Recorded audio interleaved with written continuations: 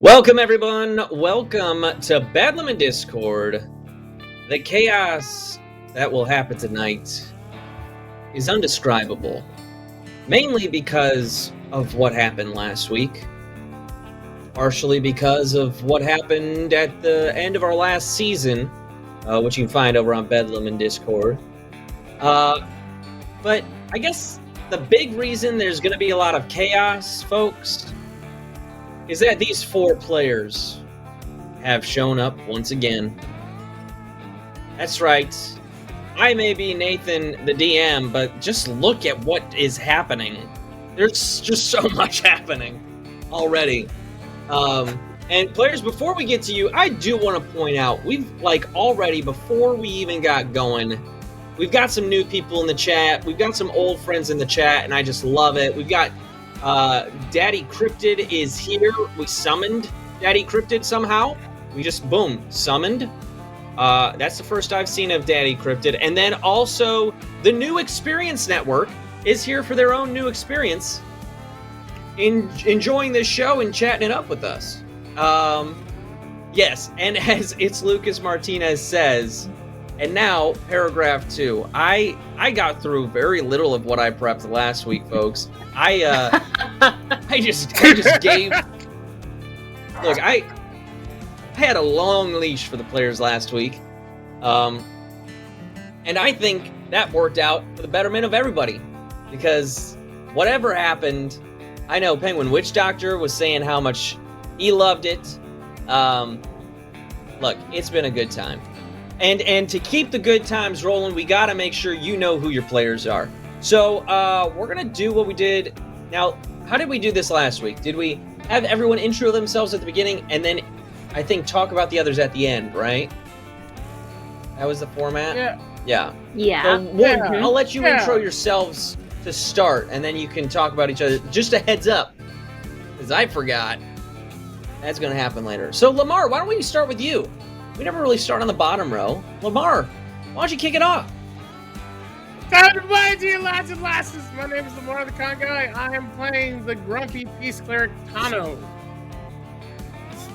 That's pretty much it. That's what's happening. I do things. He does things. I will say locks it on peace cleric. That's, I think, important to know. He's the little babar. Yep. Let's send it over to Jessica 1. Hey y'all, I play Haste Jane Thurbrick, winner of the Halfling contest. She's a Lightfoot sorcerer, and she is in a debacle with her ex. Yep. Yeah, there's a lot of drama here. Look, if you like a good, I don't know, like a CW Hallmark channel, just like full-on drama fest, you're in the right place. That's not what that campaign started out as. But boy howdy, if we haven't just grabbed that storyline by the reins and just ridden on that Bronco off into the sunset. So we're gonna keep going on that wild ride today. Glita, why don't you tell us about yourself? Hey everyone, I'm Wendy Lee Zaney. I am playing the dwarf and barbarian, glitter-loving Glita Light Rock, and she is also in a bit of a conflict as to what she saw last week with her dear friend, family friend, Ick, and not wanting to really intrude too much on his personal relationships and choices, but she did, share her concerns with her BFF, Hasty Jane, while all the while trying to make sure that Hazy's ex is maybe steering clear of her. Maybe she's a little protective of her friends, but we'll see. We'll see what happens. And that's Glita. Yeah, we've got Glita just saw something and then took it. He interpreted something. Wow. Let's just say, we hit PG-13 last week in the best way. Also, I love that music shift. Jared's like, but that's not the music I want from when I talk. So, Jared, why don't you talk about yourself now? I'm Jared, one half of the creative director team here on the DAT network. Also, known as the Real Gobshite here on Twitch. Anything more than that you want to know about me, just Google me. I play Warwick, Warwick Ick Hastings, the owner of the shop Odd Jobs. You got a job needs done, we'll do it. Don't much care what it is. Awesome. I love it. Again, I am Nathan Andrasek. You can find me if you can spell Andrasek. That's pretty much, I think, how it works. Best of luck. I think it'll pop up somewhere. But yes, I am your DM for the evening. We've got another fun show lined up, mainly because I just don't know. I know what I've got planned. I don't know what they're going to do. And that's where the fun comes in. Neither do we. By the way, can we just say, Jessica, love the haircut. Wow, just like a bold, drastic change. And Thank you. Love it. Yeah. you know, I thought think I would like represent Casey a little better. yeah, I'm just glad to see. I'm glad you did it when you did, because I was looking to get a haircut, and now I know, like, I don't want to copy. You know what I mean? 100%. Like, I want my own thing. Get a different color. Exactly. I'm thinking blue. It'll bring out my eyes. You know, just make them pop. There we go. All right. It's already begun, folks. We're already off the rails. Let's get back on the rails briefly, shall we? Jared, it's time for my close-up. Hold on, who's Whoa. producing this thing? Yeah, Jared. There we go. Just always wanted to say that. Look. Here we go, folks.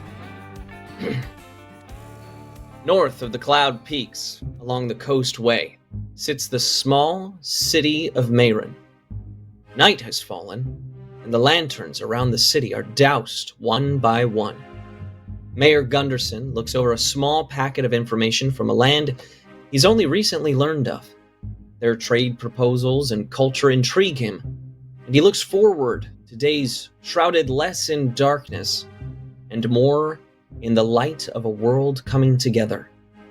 Down the street, a lean gentleman in his twilight years steps out of the tavern, pulling the shutters closed. There was a time when he would have waited another hour or two in favor of the extra coin in his pocket. But that was back when the mountain seemed less looming and more inviting. Funny how he thought the mountain inviting at all, considering what he left behind in those peaks all those years ago. With a final glance at the full moon climbing above the slopes, he turns inside and bolts the door behind him. As he turns toward the fire, a low howl reaches his ears, and a chill runs down his spine. God's help, whoever's out there. About a half-hour ride out of town sits a small ranch on the brink of chaos. The sheep pen is stirring as the flock huddles along one side, pushing against the wooden posts in hopes of escaping the shadows creeping towards them. 5 sets of glowing eyes pierce the darkness as a pair of hulking figures rise to 2 feet. Glita, fresh from a dramatic dinner, has crept outside with a prank in mind and has found danger instead. Folks, it's time to roll for initiative. Are we just gonna roll into this, huh? We're just We're just rolling gonna in. do Look, it. and as we all roll, while you're rolling, get your numbers ready. I want to make sure that because we're getting into battle, we're getting off to it. I want to make sure the audience knows that this isn't just your fight. This isn't me against you. You know, it's not just my characters. They can influence this game. They can add a D6 to a future roll with Get Some for just $5. You can cause someone to lose some and take away a D6 from a future roll. That'll cost you $6. For $10, advantage on a future roll. For $11, disadvantage on a future roll. Another one will add a random friend or foe to join the encounter, which we're a part of. And then, of course, there's the magic item for $25, which will grant a random magic item instantly to a player. Ick got one of those last week. He's got 5 plus 2 bolts, I believe, for his crossbow. Yeah, magic ick bolt. Magic Ick bolts. And then, of course, if you want to add a little Bedlam for $30, you can target a wild magic on a player of your choice, or a little bit of Discord. You can send some magic on a random player. Again, that's how you, the audience, impacts this game. But now, it's time for everyone else to impact this game. Ick, I'm going to start with you. What is your initiative? 8. 8. Perfect. Tano, how about you? 16. 16. Darn. All right, let me go to Hasty Jane. I got 18. All right, there you go. And then there's Galita. I got 10. 10. Okay. I am now just gonna really quick. Let's see. Boom, boom, boom. Okay. Oh, I gotta click a couple others here. Oh, that's not gonna help. Maybe it'll be. Look, the great thing about when you roll initiative is that the story starts being told, right? Okay. So we've got the banging, amazing music on. Jared, if you want, the map is also ready for you, as I have rolled initiative for all of my beings. Well, then I'll just push this button. Boom. There you go, folks. Oh. The wide ranch on which we stand. Now, if you notice up here, we've got our manor, our ranch manor right there. Could you see that? Did you guys see a little magic happening? Maybe I need to, let's see. Do it again. I'm gonna try. I need to make sure I've got my settings right. Boom. Well, part of it is it could have not been framed up. Oh, I think I was up. I was up there. It's not coming through for some reason. Saw it. I need to. Yeah, we saw it earlier. Let me try one more time. Let me see. Let me just refresh. Let me just give Why don't you click that refresh button? All right. Where's there a button? What's this button do? This button doesn't do anything. You were moving something there. All right, I'll just refresh. All right, just refresh. Refresh. We're professionals, okay? Yeah, we are. Ready, refresh. We know exactly what we're doing. All right, hey, yeah, there's the magic. All right, folks. You see up in the house there, we've got right here. We've got some NPCs that'll come your way, but this is where you are. We've got Hasty Jane went up to your room, and the boys went up to their room last I heard, and Galita came right out into the open. We also have our menacing horde right there. So just to give you a heads up, that's what our map is looking like. And first up, we have one of these howling creatures. They will use their turn to head your way, Galita.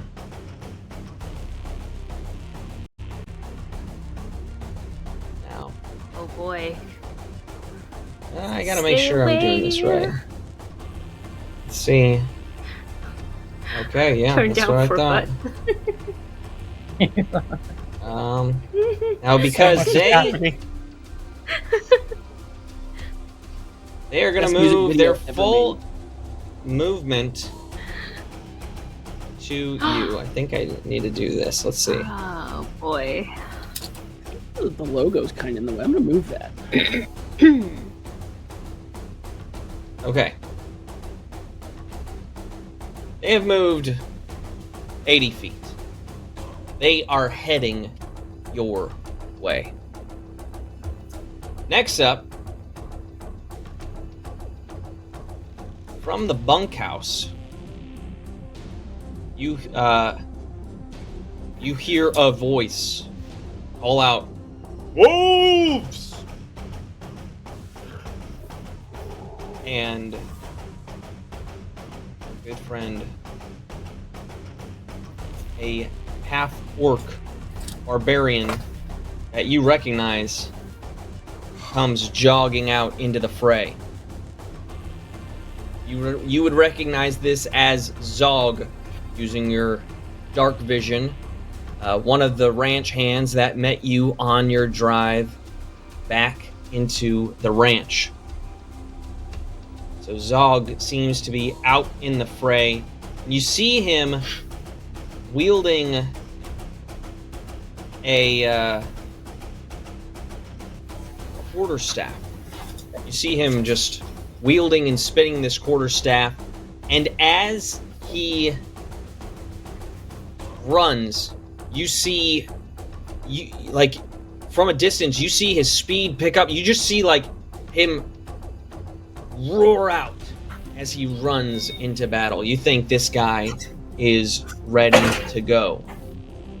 Next up is gonna be this guy right here. Another one of these sets of glowing eyes starts coming your way. Now they are only able to make it that far, but you notice that it is one of the bipedal wolf creatures rushing towards this party. So it looks like we've got a little bit of time still. You're not in the thick of it just yet, but slowly but surely they are on their way. Now, Hasty Jane, you just heard a howl very close by, and you would have heard, I would think, from your room. You've got the window right there, and this voice in the dark, it's very quiet out here. This low voice, I'm pretty sure that's sound, like the lower notes can carry farther. So you heard this. Wolves! What do you do? Oh, okay. I will try to run out to the front. Okay. Run out So the door. we don't run out down the stairs. Great. So I don't have the full layout of the inside here, but I'm going to get you out the door, and you're going to take your full movement. I'm going to say it'll take you 25 feet to get to the stairs. Now it'll... Move that one back. Now we're going to go down the stairs, and I think you have, as a halfling, 25 feet of movement. Am I correct? Yes. All right.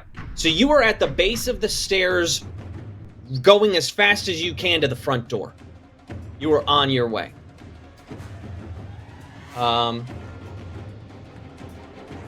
Next up,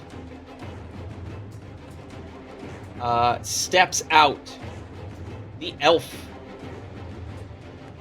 that you all would recognize as he walks past the entrance to the bunkhouse. He pulls an arrow and uses it to ring what's almost like a dinner bell right there. But you can tell in this scenario, you just feel this sense of alarm coming from the bell, just to alert everyone all the more. He draws back his bow and fires it at the nearest wolf to him. Wow. Well, these NPCs are going to just help you right off the bat, because this guy just crit. Nice. So, that'll be a D8 plus, let's see. Wow. This guy, with one arrow, this closest wolf, Galita, that you saw rushing towards you, and it just, like, mid-stride, slumps to the ground. For those that haven't tuned into Bedlam and Discord Odd Jobs before, we play a special set of rules that when you get a critical hit, if you're rolling a D8, then you will automatically get 8 points. Instead of just rolling the D8s twice or doubling it or anything like that, it doesn't feel like a critical hit if you roll a 1 and then another 1. So what we do is you automatically get 8, you roll again, and if this dice gives you a 7, like it did, you got 15 before any of the modifiers. So it is, yeah, it was quite the hit from the bow of this elven archer.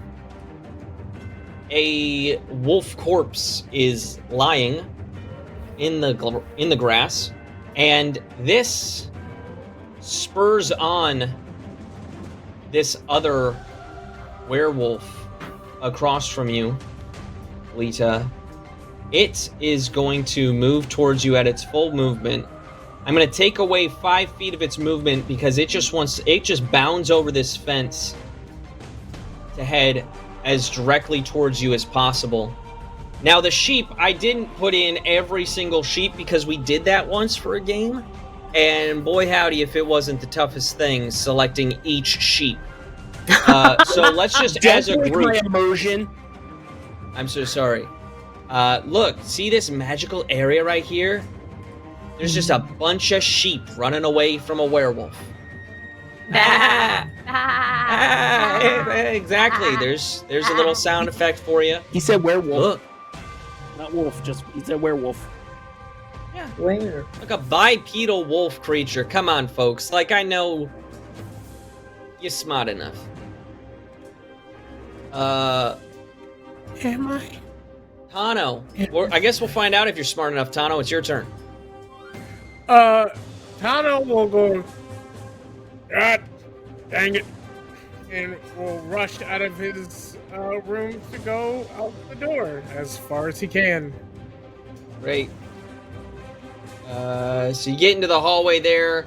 I'm pretty sure this is the route down the stairs. Now, your movement speed is what, Tano? I think a full 30. 30? Okay, so after 50 feet, I'm gonna say 50 feet right there, and then actually, if we adjust this, about 60 feet. I'm gonna give you the opportunity to, if you want free action, to open the door. You can get to the door and fling it open. I will fling open the door. And All right. Tano So the door say- is now. Yeah. And Tano will say, "I'm trying to sleep." There you go. Look around. I also love that West Wolf Esquire is here, saying the wolf Nice. always gets the bad rap. It's true. It's true. I also love how Lita gets all the love because Darth Zany did a $5 donation. Give him another Yay. freaking roll. Give him lucky. It's nepotism, All right. damn it! Yay! I'll take it. There you go. Yeah. So you've got an extra D6 on an upcoming roll. I also do want to say that Wolf Eyes 15 has followed, and Kitsu723 subbed. So thank you so much for the follow, for the sub. Thank you. Look, I think a lot of the language went out for this show, that we had some wolves coming in, some werewolves, and we just brought the wolf pack, it looks like, to root them on. So we'll see what happens. Hey, for any of you with wolf in your name, or if you just like the idea of the wolves winning, remember those same buffs you can give to me, the DM. So that could be some fun, right there. All right, moving on. Tano has made it open the door and let everyone know that he's just trying to sleep, which I think is so fair, Tano. I think that is so fair. I'm exhausted. Right? Oh, that's right. You are. He was exhausted because earlier this morning in game, he vomited everywhere after a night of drinking. For those who haven't been here. Oh, wow. Yep. This is going to be great. So I'm going to have this wolf jump this fence and take 5 feet of its movement away as well. And then it's going to be able to jump the fence again and get just to the other side. So these wolves are pouring in, lining themselves up. Galita, you're out here. I believe you had a bunch of glitter in your hand when you came out. I did. Did you not? Okay. Yes. I did. What is it you do with all that is around you? Oh gosh. She's going to first look at the wolf with the arrow through its head, and she's got the glitter. She's like, oh my god. What? And she'll look at the one that's closest to her that's just hopped through like the other part of the fence. And with glitter still in her hands, she'll say, This didn't have anything to do with what happened at the picnic, did it? and she will just drop the glitter on the floor, and she's gonna pull her spear. No, her javelin, I'm sorry. And is that closest wolf, is he or she within 30 feet? According Range? to the measuring feature here on Encounter Plus, on this diagonal, 36.7 feet away.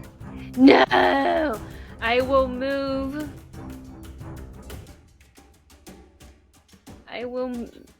that additional 7 if feet you come to close if in. you come in, yeah, if you that's come good. 2 squares closer right there, you are now, yeah, you're well within range. You're 25 feet away. Okay, then I Nathan, will.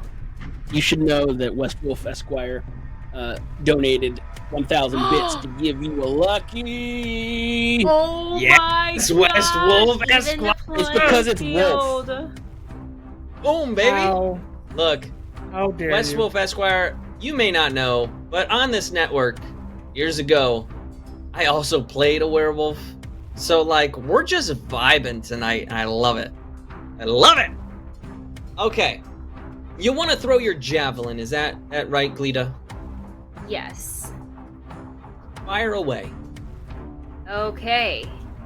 She's gonna, as she veers back with the javelin, and she said, I'm sorry about earlier, but you were kind of interrupting our picnic. as she throws the javelin towards it, and that's a 22. Does that hit? A 22 will hit. Yes. Okay. I will roll damage. Piercing. Why is there 2 of them? Oh, wait. Sorry. I'm looking at the wrong one.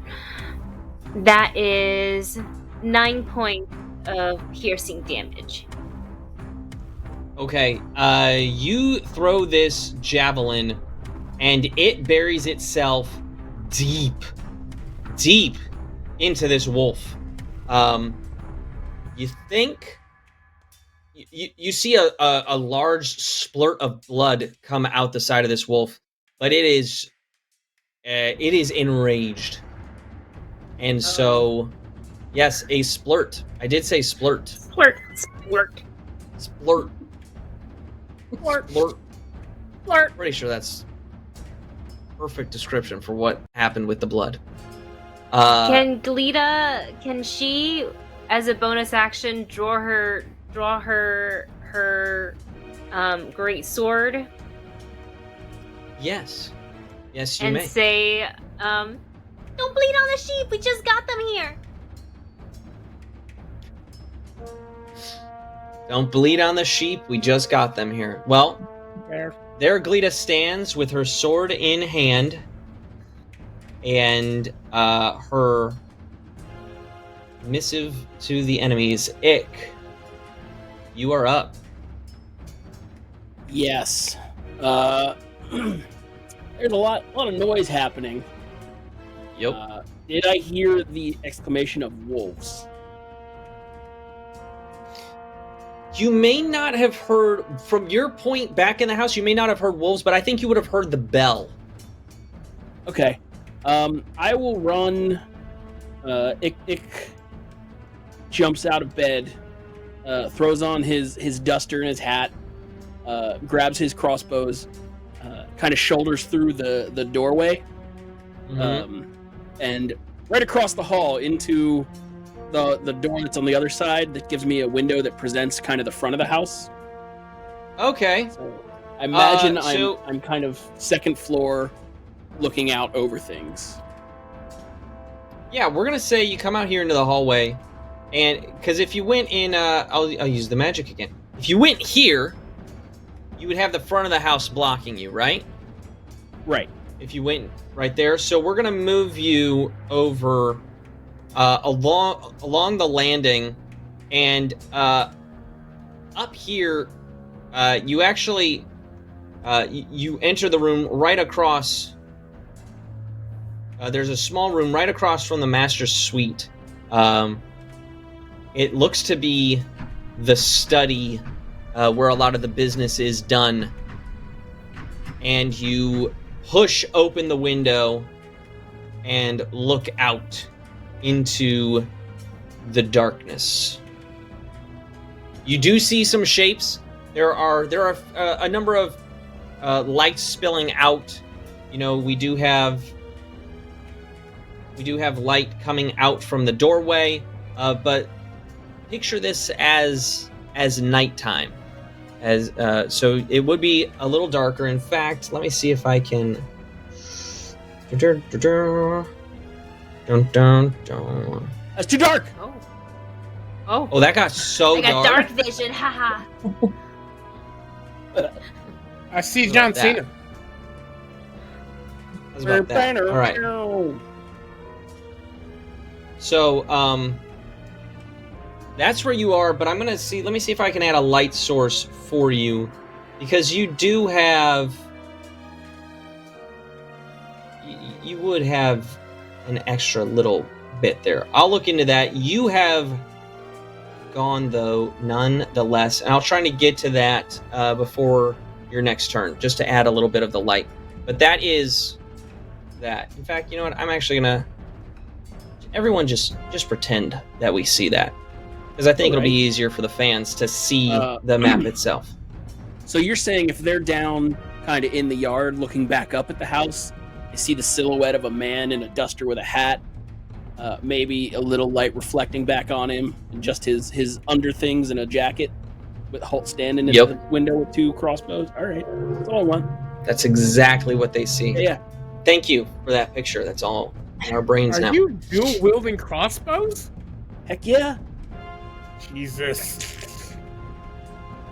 All right, this wolf is going to forego a total of 10 feet of its movement to bound over and get right. Nope. It's going to get there. It's going to get right there. They're coming for you, Glita. Oh no. And now,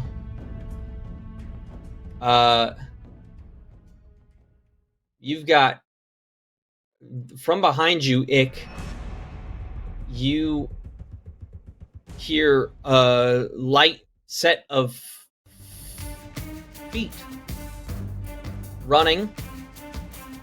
They 2 feet? They push past you, jump onto the ledge, and then jump out the window. And as you see the back of Henry Lou 2-Foot, something changes. You watch as Henry Lou 2-Foot transforms before your very eyes into a large. Well, let me paint more of a picture, maybe. Wait, what? His ears begin to elongate, and the curls of his head from underneath burst forth large antlers.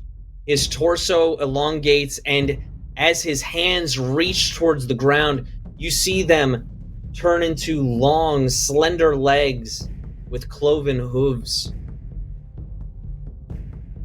landing on the ground below you, you see an elk in all of its majesty, bound toward the danger. You made Hasty Jane's boyfriend a weredeer? No. I was just clarifying. Was she Roll aware insight. of this? I guess we'll find out. Let me really quick double check the stats of the creature elk. So he used his movement to get to you, and then he's gonna actually wind up being right back. We wind up right back there is where he is. As he bounds forward in this elkin form. And Ick, you're I don't know. Are you shocked? Are you like oh, that makes sense? I mean, I saw it was clearly Henry Lou before he kind of leapt out there. You recognized the red Those shirt. Spells. I mean, I know spells are a thing that exists. I'm sure I saw some weird shit in the war. We're gonna keep an eye on it, but we'll see. Oh, guys, I don't know if you knew, but Scott Denuzzo's dad was an elk. Nice. So, Yeah, I guess and, it's Team Elk. Italian for elk. Lucas Martinez wants to know if Henry Lou were still wearing his hat when he transformed. I want to know too. As he jumped out the window, it kind of flew away in the wind in a majestic, like, slow motion. You just see the red pearl button shirt flapping in the wind as it transforms into this, like, the coloring of this elk. You know how the elk can have like more of a lighter brown along its torso, but more of a chestnut face and hindquarters? The torso of this elk is more of a red, thanks to what looks like a nice little bit of a semblance of the shirt he had been wearing. So it's an attractive elk. Southern. Oh, it's so attractive. How much Like, to have the hat kind of land and roll in front of Hasty Jane? Just curious. I'm gonna roll a dice. Unless you're like, how much does it cost for someone to just randomly donate right now? I just want Hasty Jane to have the hat there, in case it goes bad when I shoot him in the head. I mean, Wait. Watch your face. watch your face. Watch your face. I'm gonna say for dramatic effect, the hat catches the wind and lands right on the doorstep near Tano's feet, and Hasty Jane, from her perspective, would be able to see the hat, because that's just cool storytelling. Wow. So there's that. I'm really glad that we got, like, Henry Lou rolled a 2 on initiative, and I'm glad he came at the end so that we could, like, build through this whole thing only to have a big reveal. That was, guys, it's the dice. What did I tell you? The dice tell the story. Now, it would be a certain wolf's turn, but that wolf's carcass just continues to bleed out because the person who's done the most so far is an NPC elf who just came out with a bow and a nat 20. Next up after that is Zog, who continues rushing over and looks like he's going to intercept. No, you know what? Zog's raging, but is a little bit smarter. He moves his 30 feet, and he will prepare his quarterstaff for engagement. That means we move on to this werewolf, who's going to run up to Zog, a clear opponent. As the werewolf runs up, Zog swings with his quarterstaff with a reckless attack meaning that he gets advantage. I don't think it will have worked, though, as a total of 10 is a little underneath. Actually, just barely underneath this character's AC. No, AC, not Hay Theory. Technology. So the quarterstaff will miss against this werewolf. As the werewolf comes in against Zog with a multi-attack. The first, a bite against our raging barbarian with a total. Also gonna miss with the bite. This dice. Wow. I'm gonna have to retire that dice as this werewolf goes to bite, and Zog is able to bring up the quarterstaff in time, and you just see the maw of this werewolf like gnawing splinters of wood coming off of the quarterstaff, and Zog is able to twist it up in time as one of the claws bears down, and he's just holding this werewolf at bay, just looking it straight in the eyes. AC Jane, you've just seen a known hat hit the stoop of this house.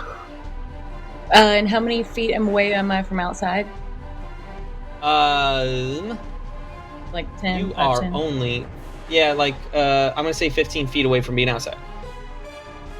Okay, I would run up and grab the hat and yell, "Henry Lou!" And look around to see if I could see him. You are standing on the stoop right now. You do not see Henry Lou, but you do have the hat in hand. And All right, you then I'm see a going commotion off in the darkness. Oh, but I can't see actually who's where. I mean, there would be a little bit of light spilling out, so you can see shapes of you recognize Glita. You see some hulking figures closing in on her, and you would see. I think when it comes to Zog and the werewolf, you wouldn't necessarily be able to see any distinctions. You just see kind of two shadows engaged in combat. Okay, then I want to cast with my wand of fireballs. Fireball, basically behind the eyes that I see, the menacing shapes or whatever, but far enough away that Glita won't have to make a con save. Like here? Like a little further north or up from that, and like back a little bit. Because I can go up to 150. Yeah, so like right there. So, here's what happens. And this is me fixing a little thing. That I don't. Your make character is everything level aflame? 4. Yeah. So, this is technically a level 3 spell. Which you can only gain at 5th level. The first time you used this, I kind of forgot it, but the way it happened in blowing yourself and Tano up made sense, I think, to the story. You go to use this magic again, though, and you feel your power engaging with the wand, and you just feel like it's not enough. You want to will the magic out. What I will say is, instead, because of your focus and where you've aimed it, and because a sorcerer, this would act as a spell. What is it called? A spell source, something. Spell casting focus. You wind up casting Fire Bolt.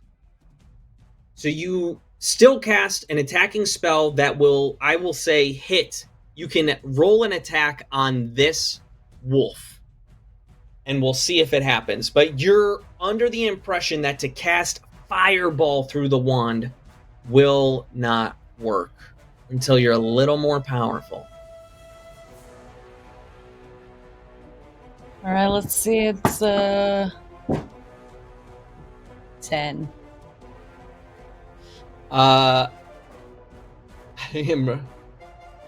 You fire with everything that's happening.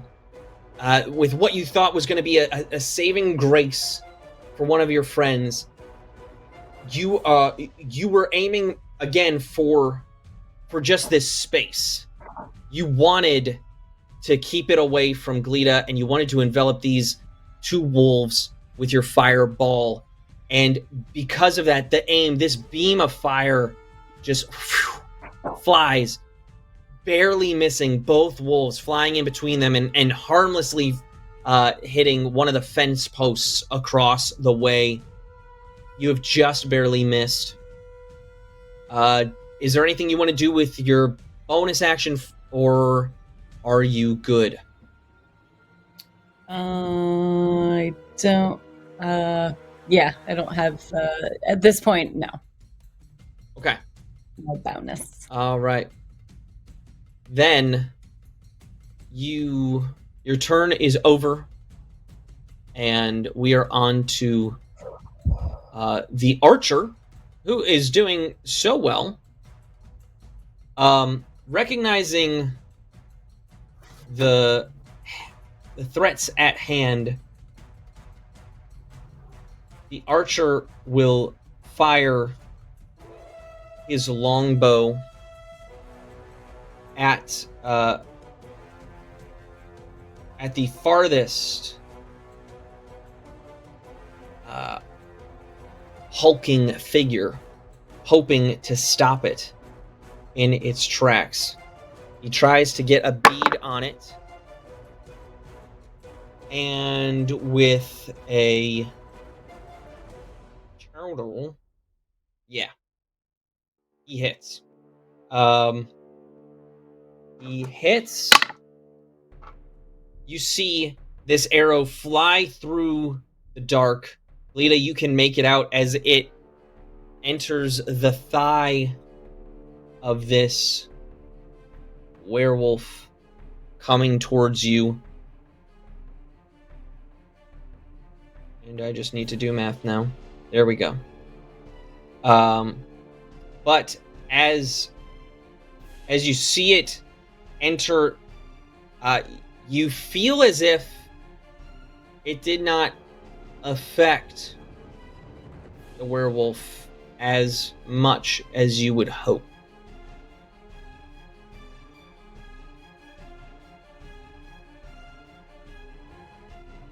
Next up is that very wolf who continues on his quest. He will move right here next to Glita and take up arms there. He's unable to attack because of the amount of movement, but Glita has a werewolf now right behind her. Tano. Oh my. Tano, okay. How far can I get to the fray in 30 feet? You can get all the way there in 30 feet. How far am I away from E3? E3? I think that's E3, yeah. 40 feet. One current 40 feet. If you need me to take you at a different angle to get, do you need to be within 30? Nope. Tano's just gonna look over at the creature currently in conflict and says his lovely words. Without war, there is no peace. and give me a wisdom saving throw. No. No. Please. Okay, fine. Ooh. 18. Wait, let me see if I have any. 18 is gonna be what I got. Well, congratulations. You saved. Yes. But you know what? Don't. Hold on. But you know what else Tano can do? He can spawn a spiritual mace within 60 feet of his range as a bonus action, Yes. which he also will. You can't kill Tano. You can't kill Tano. So Tano's I like, can. I just give Hasty Jane a Don't do it. fireball wand. so Tano's gonna be like, all right, the hard way, and shoots and spawns a magical mace that just says, I'm trying to sleep upon its flat surface. It will swing at this creature. Okay. Oh, does the 25 hit? I would think 25 so. will Hope so. hit. Yeah, that'll do that. I just want to make sure. That'd be 12 points of damage.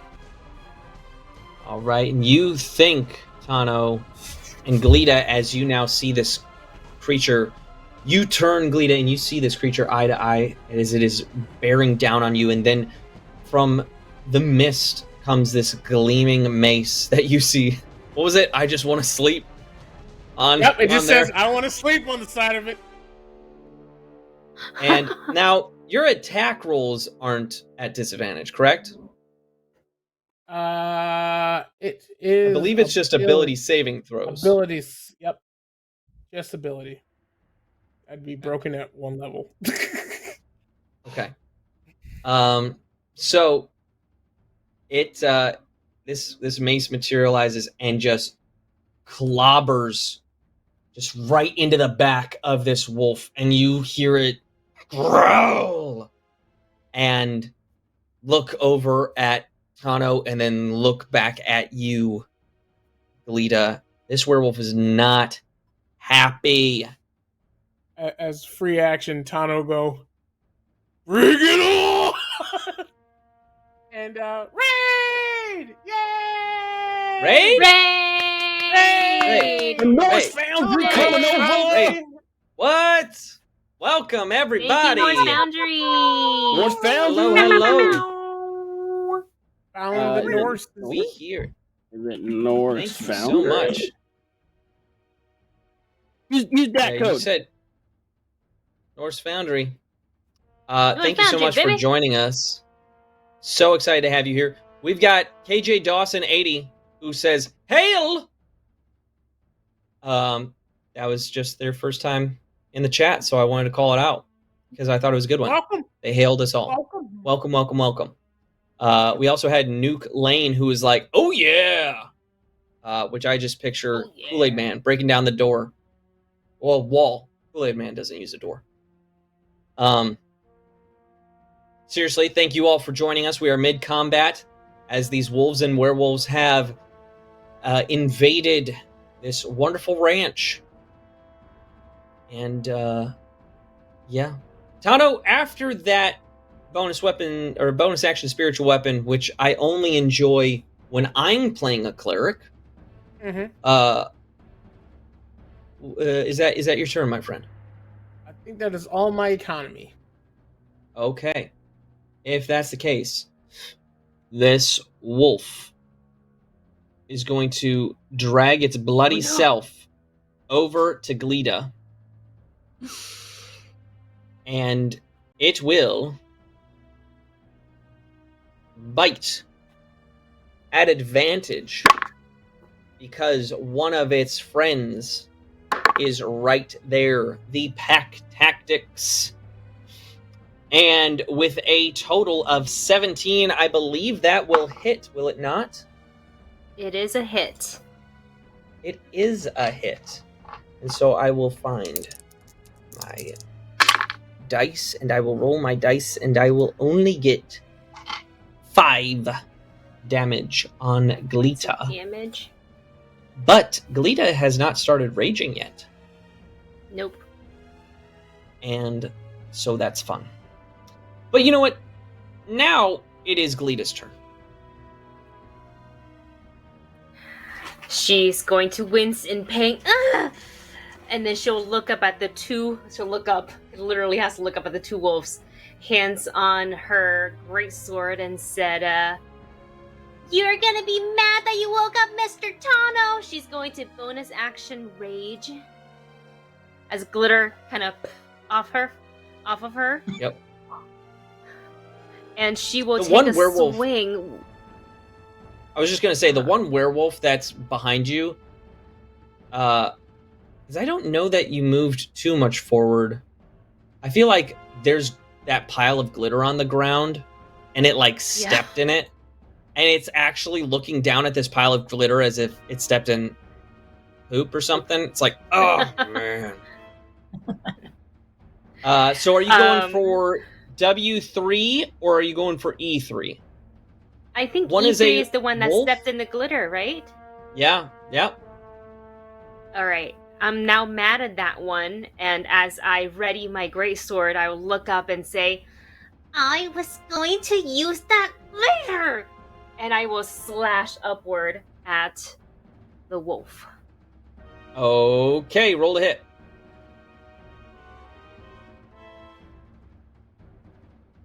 Oh, hold on. I am going to use that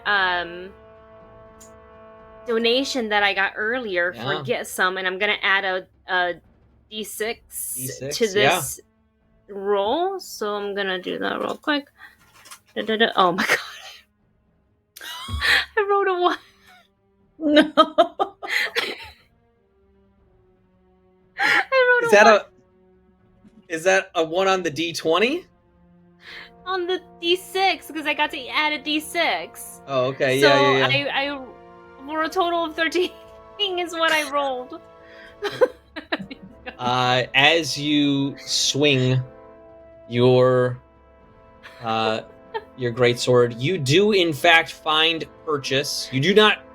Well, I mean, we'll see with the damage how deep you cut, but you are able. Wait, did I hit it with a 13? You hit. You did hit.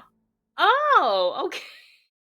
Now, God. my question is your greatsword magical?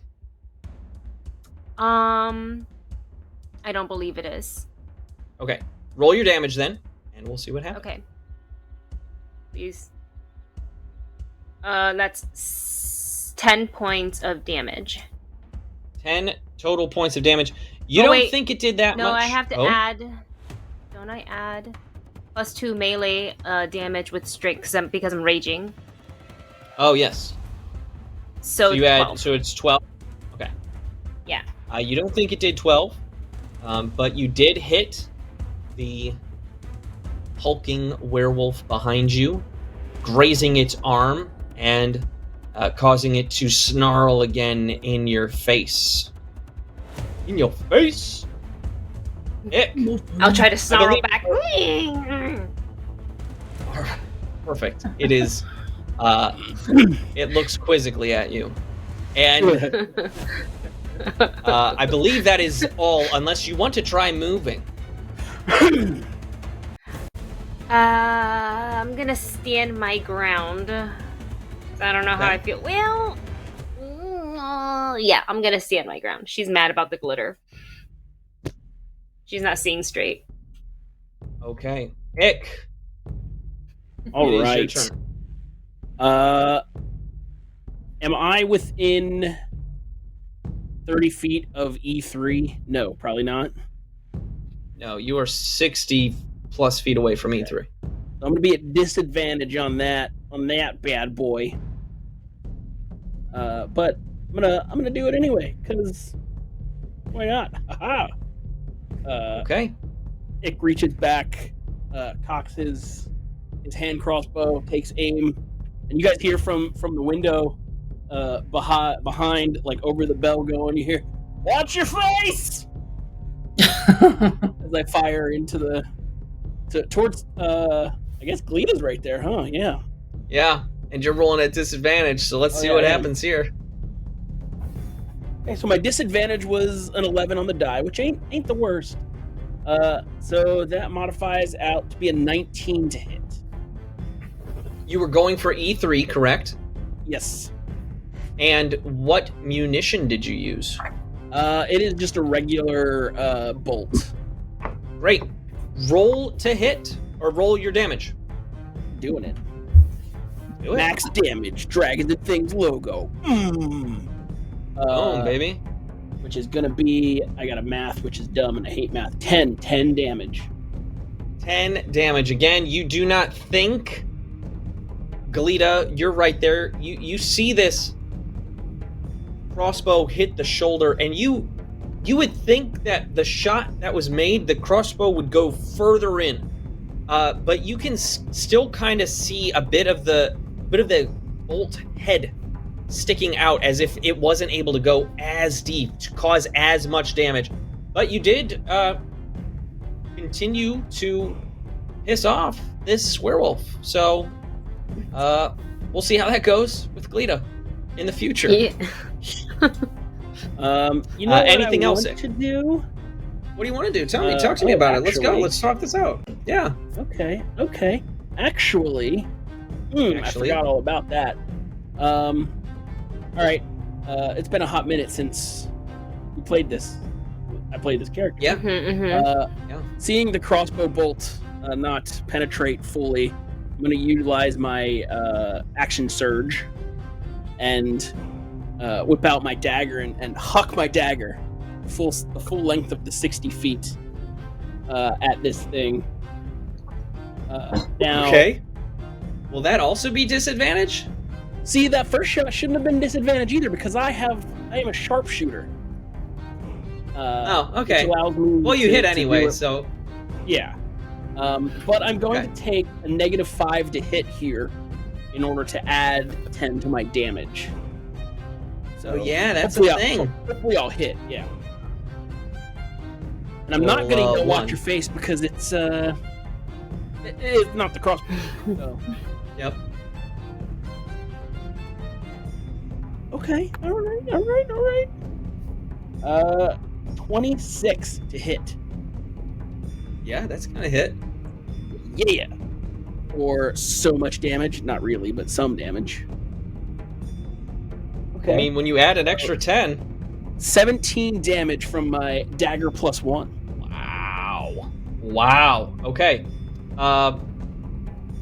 So again, oh wait, it's a +1 dagger? Yep. It's Ixol, aside from the crossbow bolts, it's Ixol's sole magic item. Yeah. Now that werewolf has it. Damn it. And now the werewolf has it.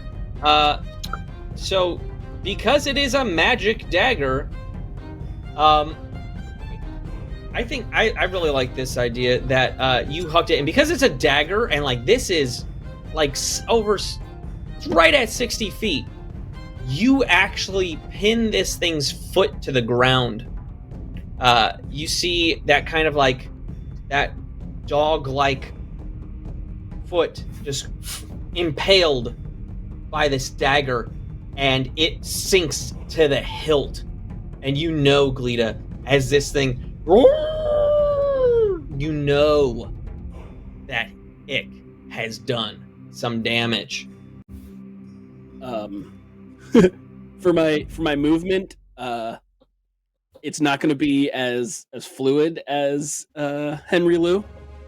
In fact, like it'll probably be super awkward. Like I'll climb in and like straddle the sill for a hot minute, and then like tumble further so that I'm catching on it here, and then like by the end of the like hanging from, and I'm just gonna drop down. Do you want to aim for this log pile? I don't know that I'm aware that log pile's there, which adds to this, I think. Fair enough. Why don't you roll me a dex save as you drop one story to the ground? All right, we're adding really? I don't have proficiency in dex save. All right. How's a 13 gonna do me? I'll allow it.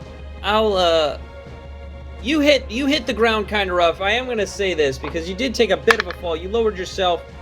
You're going to take 2 damage. You know that feeling like when you've fallen too far and like you're just not wearing the right shoes and the flats of your feet just sting and like your ankles kind of feel it for a little bit? You're going to take 2 damage as that feeling kind of courses through your legs.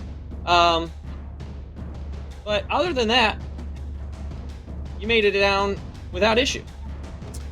Well, I mean, I got scratched up a little bit. My chest is probably pretty scratched, hanging there. Yeah. That's okay. That's it, I think. Yeah. All right. And so you're just at the right underneath, right? Right under that window. Yes, sir. Yes, sir. Right. It is now this wolf's turn. The wolf will run up and also try to bite Lita at advantage. Let's see, can I get above a 19 on the dice? I can when I get a 20. Oh, shoot. Wow. Yeah. You did start raging. I did. So there's that. But you're going to take a base 10 cut in half. So hold up here, hold up. Oh! And then he's rolling double 4s on them dice. So 18, Yikes. You will take 9 damage. Yikes. 9 damage as this wolf runs in and just grabs you. You've kind of turned to look at the werewolf here, and this is just a regular old wolf, but this wolf just grabs you by the back of your calf and sinks its teeth in. You're able to shake off a lot of the pain, but it's still like this thing that is like, that's just unfortunate is what that is. Now, this elk of ours sees Glita That elk surrounded. of ours. That elk of ours comes running in right there as I pull up my stats for what can happen. He is going to ram straight into this wolf.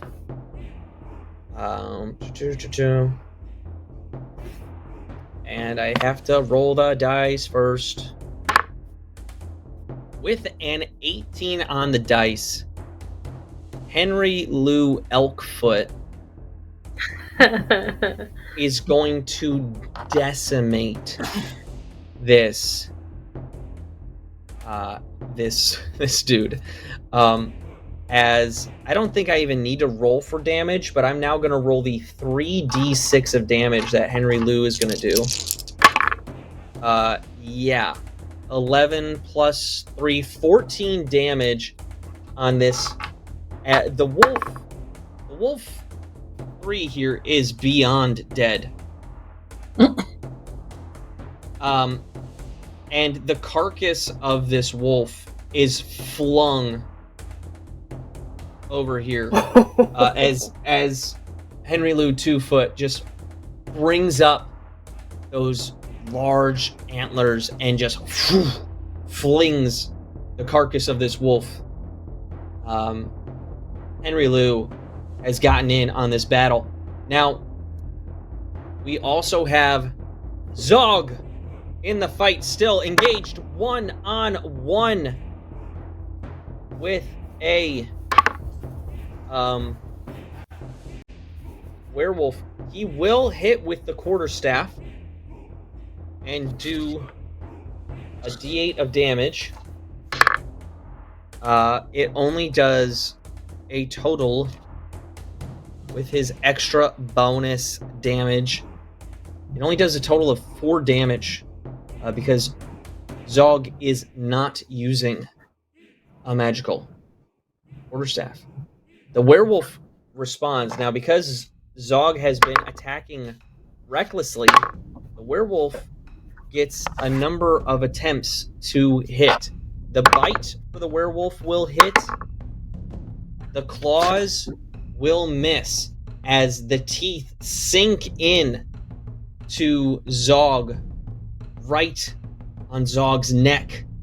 And with a yell of rage, he knocks it aside, every claw coming his way.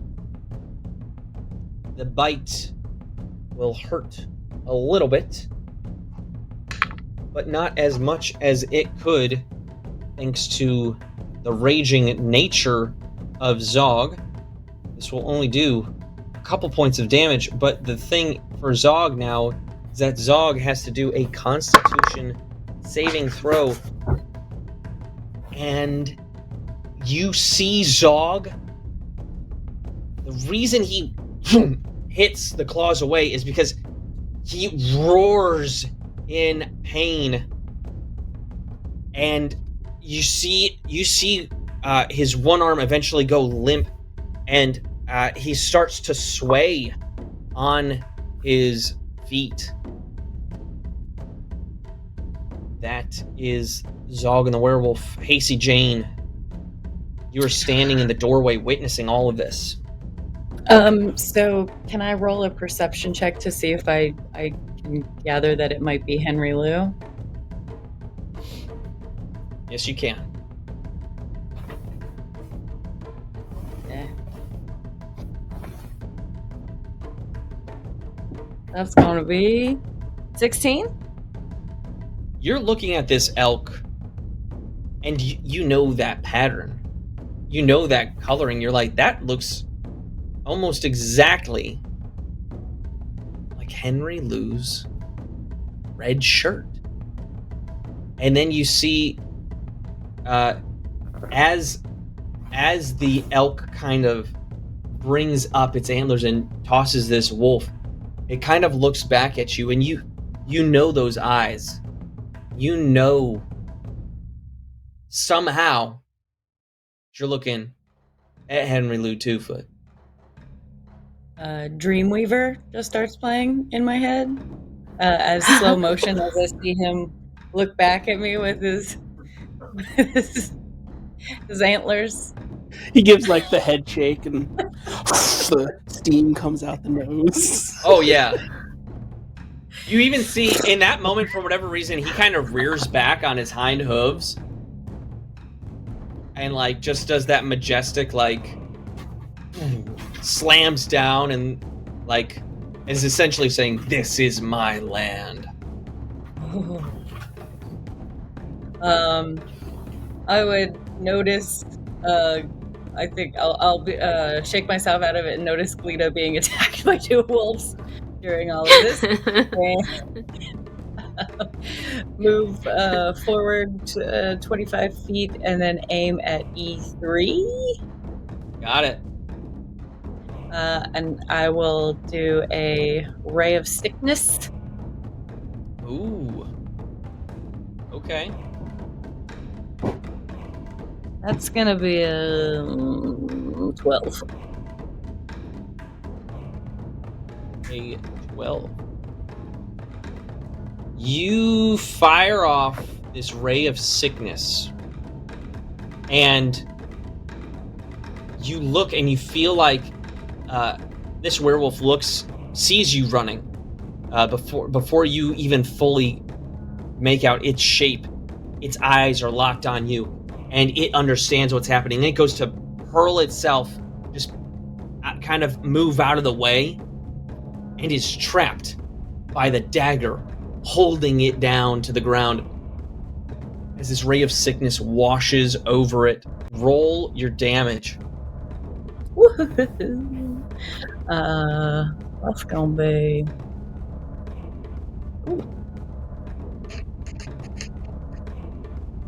12. 12 damage. Yes.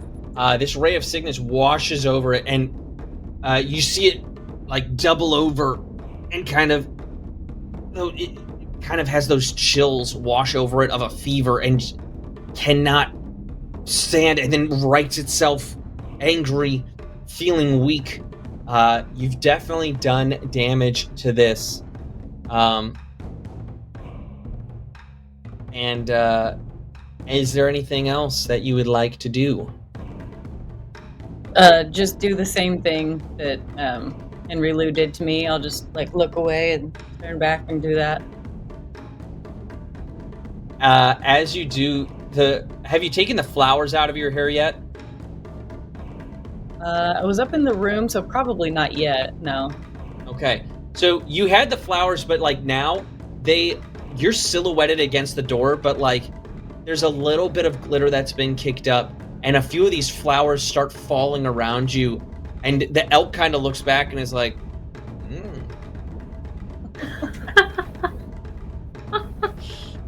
as we keep having these slow-mo moments mid-fight. Anything you would like to do amazing. after throwing your hair around?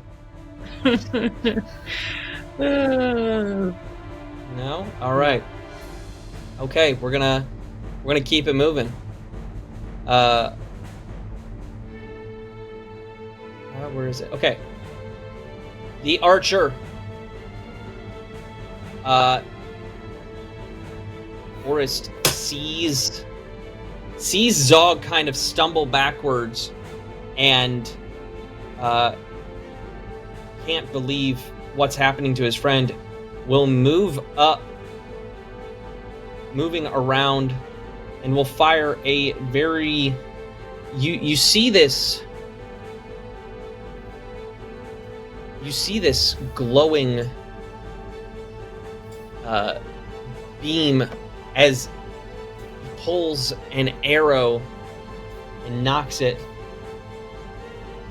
You see magic fly in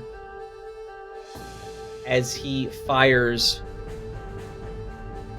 at this, and you would almost think that he's doing some sort of special arcane shot or something. And he will hit. As the arrow hits this werewolf right in its right shoulder, the creature is shaken and starts taking its claws to its face and cannot seem to fully grasp what is around it. You see it confused, looking around. Let me really quick roll the damage here. Oh my gosh, this archer is your best friend. Rolling frickin', what is that? 20 damage overall. Oh my gosh. 20 magical damage that also seems to have affected the sight of... well, you know what? Actually, I will say this. Technically, it's doing extra damage. Well, no. The magic is woven into the arrow. This is where the DM has to, like, do the math. I think technically the psychic damage goes through, but the piercing damage is cut in half. So instead of 20, it's 15 damage. But still, nothing to scoff at, as the arrow buries deeply and affects this werewolf. It is now the turn of the werewolf engaged with Lita. This werewolf has advantage thanks to its friend, and with an 18 on the die, it will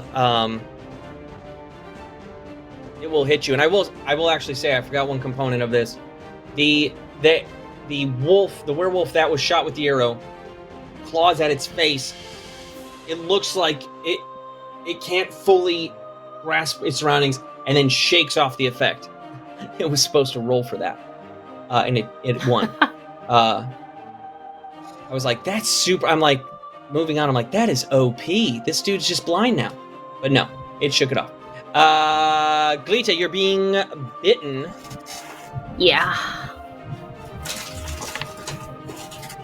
For a total of 5 piercing damage. You will take that and cut it in half. because of your rage. I do also need you Is that 2 or to roll 3? we're gonna say that's 2. Sorry, we're gonna say that's 2. I also need you to roll a Constitution saving throw. What? Okay. Yeah. Okay. Constitution And as you're doing saving that- throw? Nathan's Yes. cheating. No, I'm not. I'm gonna add my other d6 to it. Another I have one? one. I believe I have one more. Yeah. Unless that's incorrect. No, that's fine. That's Uh, fine. Okay. Oh.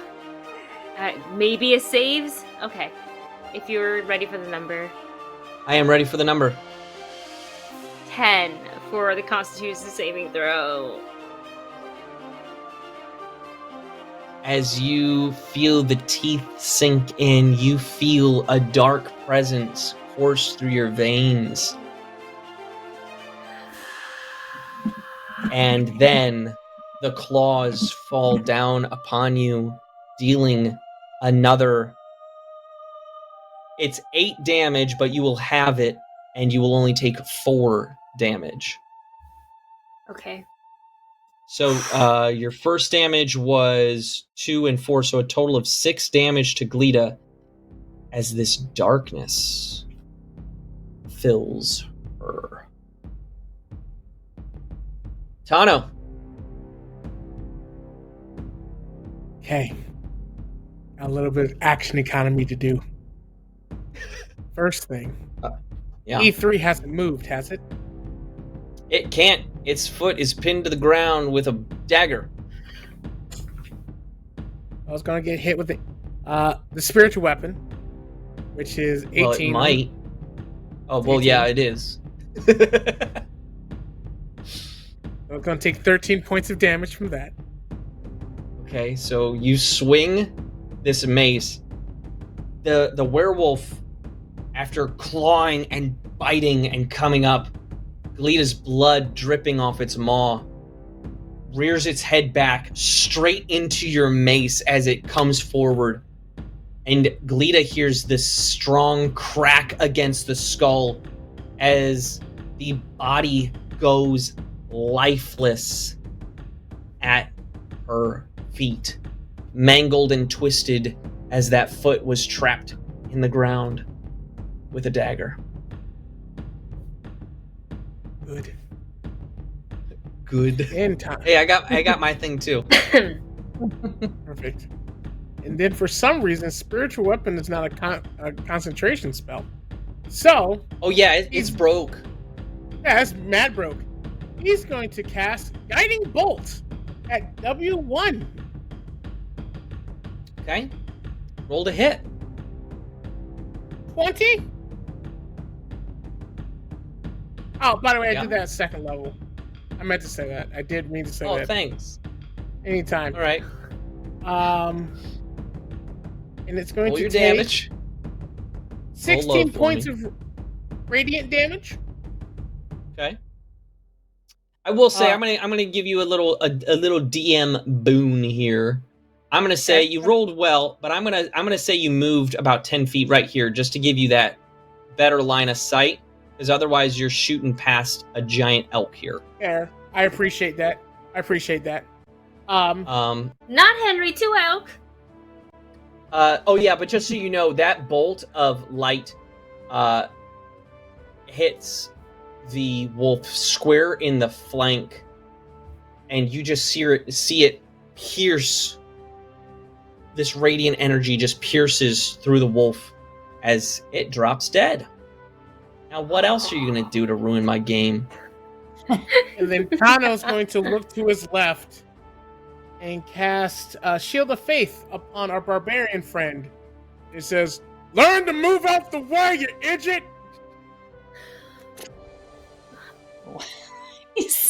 Roy doesn't like being woken up. All right. So now you have Shield of Faith. Well, now hold up here. I don't think Action spiritual economy. spiritual weapon. I don't think acts as to attack with it because it hasn't moved. I don't think acts as an action. I think it still acts as a bonus action. As a bonus action on each of your turns, you can move it You're right. and attack. You're right. I apologize. I saw only move, but I did attack, so I can't do the sanctuary. That would have been way too broken. I do apologize. That's all right. But you still did way too much. I will still say, learn to move out the way, you idiot. Cool. That is Tano's turn. It was going to be one of my wolves, but that wolf is dead. Lita, it's your turn, and there's not a single creature right next to you. There is another one still engaged with Zog. W3 is down too? Yeah, Tano was a jerk. Yeah, they're all down. Okay. How far away am I from E2? You are 40 feet. Okay. And which wolf did it have with my javelin in it? That would have been, I believe that would have been W3. Am I able to maybe bonus action? I'll use some of my movement to walk over to W3. Bonus action, can I pull that javelin out of the body of W3? Yeah, you can do that. Okay. And for my action, once I pull the javelin out of that wolf, I would like to throw it at the remaining werewolf. Throw it. Go for it. Okay, she'll rear back. 16. That will hit. Roll your damage. As it flies through the air, she's watching it. She's hurting a little bit. 8 points of damage. 8 points of damage. You do not think you did that much damage, but you do see the javelin graze by and rip a piece of this werewolf's flesh off. As it does that, I'm gonna say, "Get some!" There you go. Get some. Okay. Well, next up is Ick, who just awkwardly climbed to the bottom of the house. Yeah. Because Ick's amazing, and that's what he does. He's awkward at all the times. Well, based on this, the grayed out ones are your dead ones, correct? Yep. Bunch of carcasses. All right. Well, I will take my 30-foot move forward towards Zog, I guess. And try to. I'll take one shot at. Was that E2? You said 30 feet of movement, right? Yeah. Okay. You guys once again hear the sound of "Watch your face!" and the twang of the hand crossbow fire off. Is it 18 on the die, Nathan?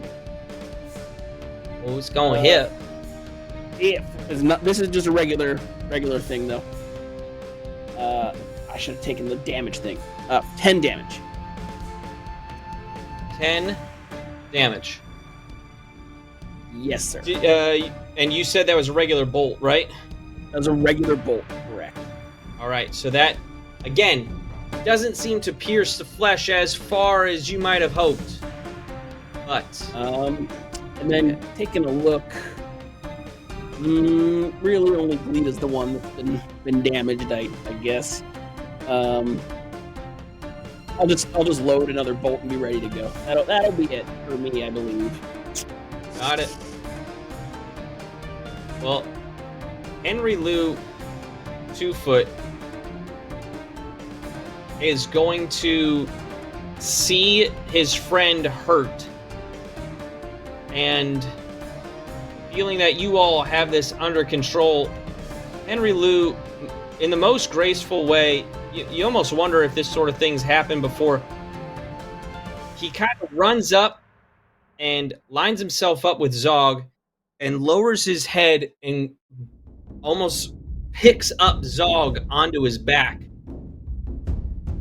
and carries Zog out of the way, leaving this werewolf on its own. Zog begins to drip with a cool sweat, shivering, fighting with his rage. You see him punch himself in the leg to just keep going as he rides off with his boss. This werewolf takes off. Oop. Stands right next to Tano, the only one, the one nearby, as he's seen all this radiant light pouring forth from you. Sign of good in this darkening land. And he will attempt to bite you. I know that my odds aren't great. I understand that they're not You gotta great. try. Everyone Which has is to why try. which is why I'm gonna use that. I gotta use my going crit gotta use my fish lucky. again. He's Gotta do it. And that is a natural 20. And that is a God damn natural it. 20. Oh my god! That is a natural 20. That is a natural 20 on the bite. That is a natural 20 on the bite against Tano from my werewolf, which is all I wanted out of today. Come on, where are my wolves in the chat? Where are my wolves in the chat? Come on! Okay. Oh my God. goodness. Okay. It's perfectly okay. It's gonna be fine, guys. You know, It's gonna be fine. Where's my Tano. good D8? Where's my good D8? There it is. Kill Tano.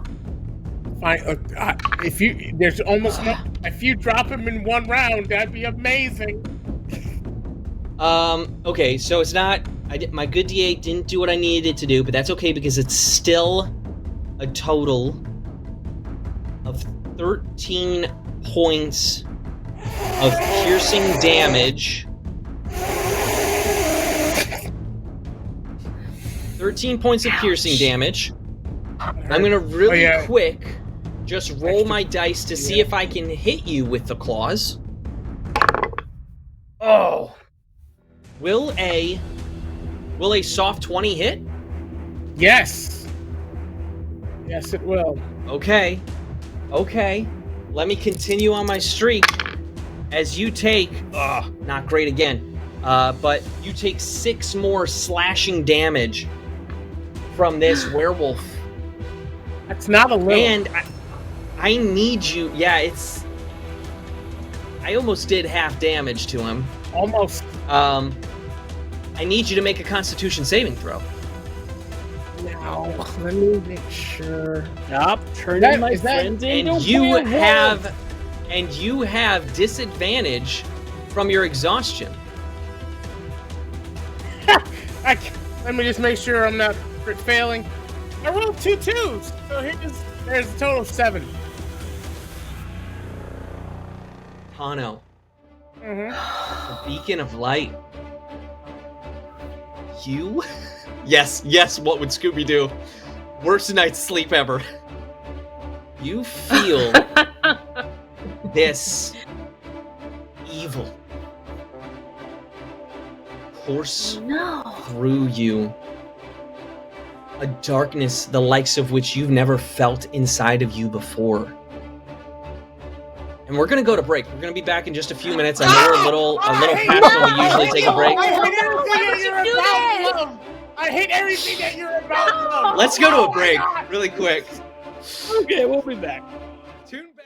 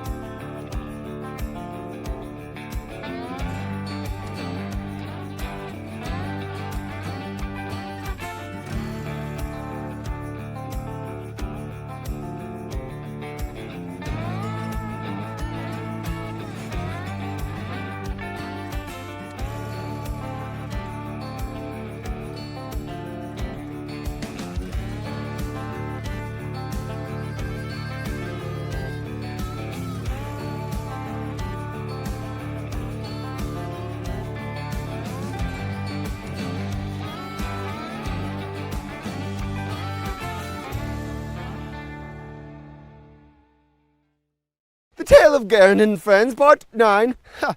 Garen showed us how sharing is fun. When we all came together as one family. He bravely showed his true self and revealed he's an elf. Awesome, we love you even more now. We just kept walking in circles again and again and again and again. You know what I love more than walking? Walking up. No, I'm lying. I hate both of those things.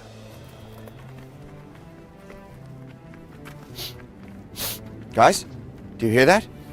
We have normal-sized ears. Ishkakui, That's how you people talk? I hear it. There are people up ahead. Huh. You know what? I just don't care anymore. Scout ahead. And the mages did say unto him, roll thy save, and his greatness spaketh in return, no, for thou didn't announce casting at the beginning of the round. The mages lament, the handbook says not of announcing, and he did reply, house rules, bitch. And so were the mages humble. Casting. And when the fighters' pride in their 2-hit bonuses did reach intolerable levels, he cast forth the most insidious of ethereal beasts. The fighters did wail and gnash their teeth, for their weapons were knots of +1 or greater. And so were the fighters humble. Bonus. When the rogues did hoard their treasure and items of power, he rolled the sacred stone and did announce a great fire consuming their wealth. In a disaster of randomly generated proportions, the rogues did plead for mercy, and he said unto them, deal with it. And so were the rogues humble. I have no idea what's going on here. But I get the feeling it's gonna end with someone trying to pull my heart out of my chest with their bare hands.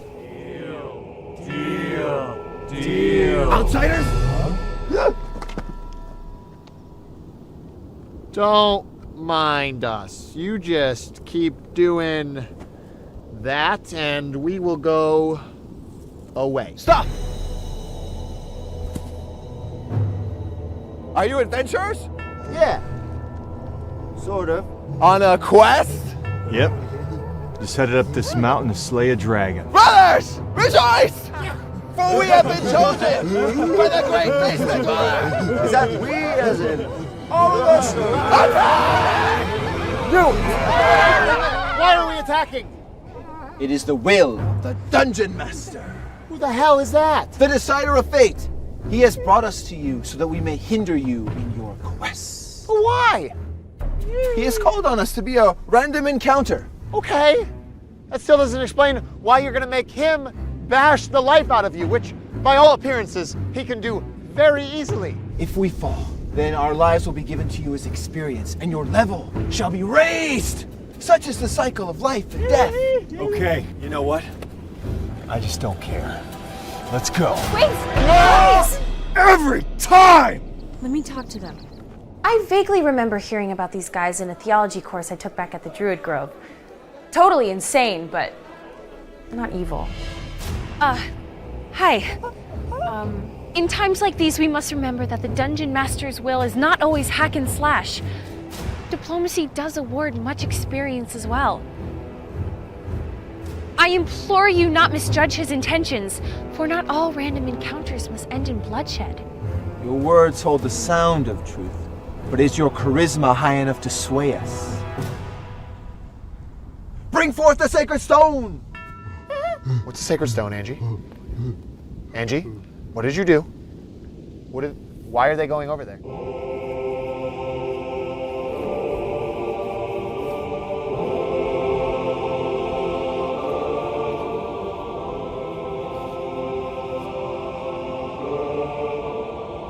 Roll thy check to determine thy fate.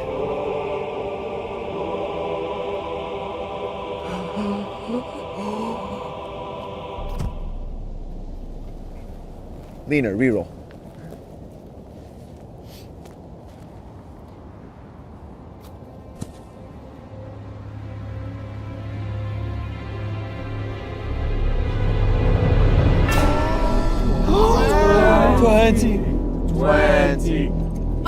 Oh, hey guys! There's no need for all of that. Really. A natural 20! The day of prophecy has come! I'm not entirely sure there's not some element of human sacrifice on the way. We should probably go. We have waited countless centuries for someone to come before us and roll a natural 20. Countless centuries? It doesn't seem to me that that would be that hard. You must stay and feast, so we may honor you. No, really. We're kind of busy, so get out of the way. Now. Crag, don't be rude. Of course we'll stay. Oh, I really do not feel like sitting around watching a bunch of idiots fawn over you all night while I pretend to eat food of a dubious origin. They're not fawning. They're just being nice. 5 minutes ago, they were going to kill us because their imaginary friend told them to. You know, it wouldn't hurt to keep a more open mind and try to respect others' beliefs. Oh, well, what does being an attention whore have to do with respecting beliefs? I am not. That's just ridiculous. Of course it's ridiculous. Them bowing and chanting your name has nothing to do with you wanting to stay around. Of course not. Forgive me if I just wanted a place to relax for an evening. That's just what they want. Whatever. Let's just be assholes like always. Your wish is my command, princess. 20. Come on, Garen.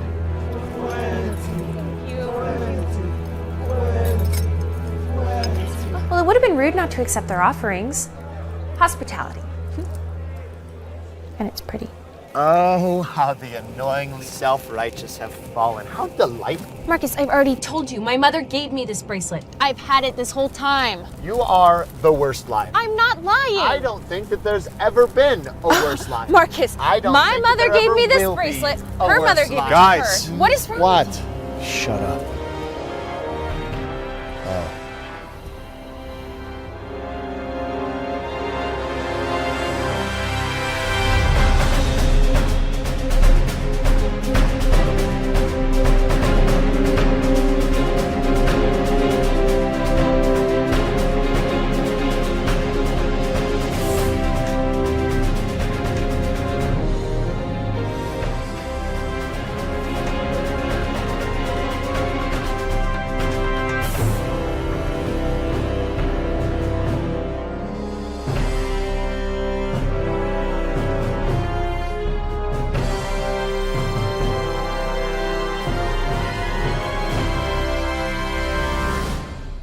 Chicken, bone.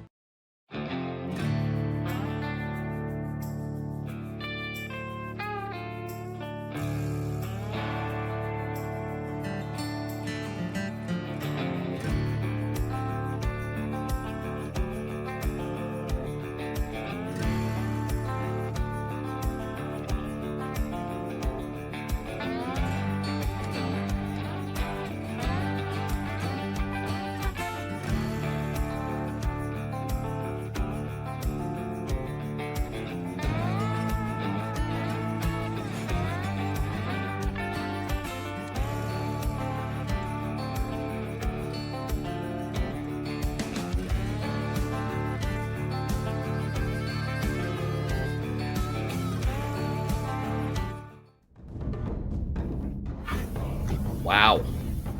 Folks. This is... Oh. We've got some werewolf bites going around. Wait, they're Like werewolves? Lita. I don't know how many times I need to say this, folks. It's werewolves.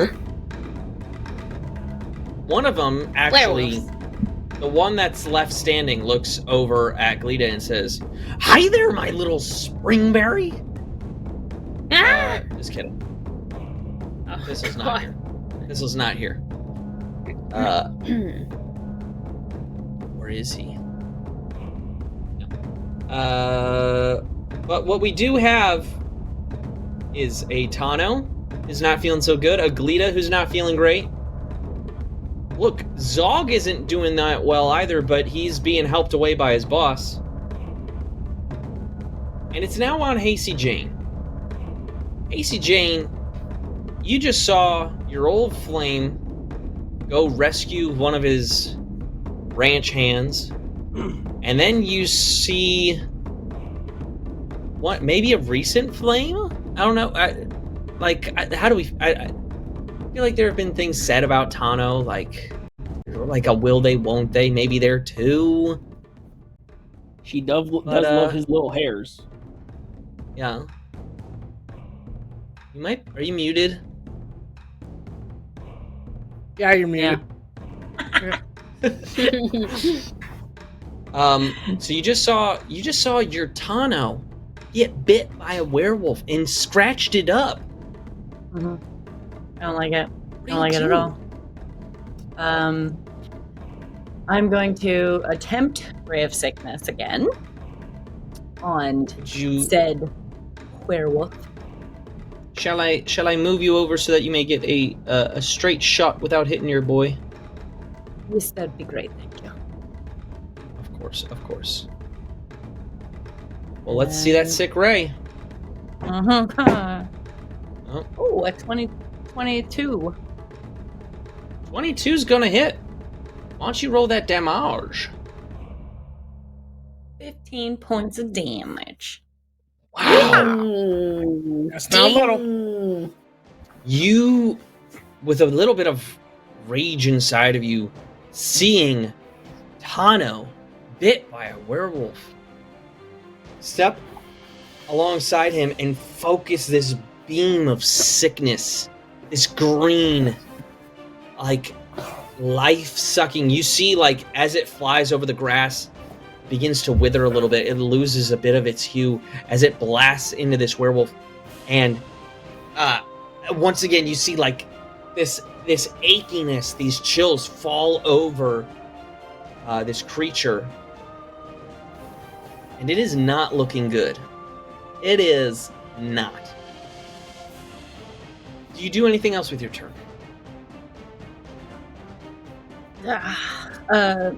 I just, I yelled at Tano, "Don't go into the darkness, Tano!" But like, "Don't go into the darkness, Tano!" Like that. Okay. Don't go into the darkness, Tano. Don't go into the darkness. As we go to the elf, whose friend is being carried away, now turns on the very creature who hurt him. Ooh. He's shaken with everything he's seen and tries to, like, check on his friend being carried away as he draws and tries to quickly fire an arrow that whizzes just past, just in this poof, off into the darkness. You hear it fly past, but no purchase. As we get to Tano. Tano, this creature is right in your face, has bit you, has filled you with this darkness that you're supposed to stay away from.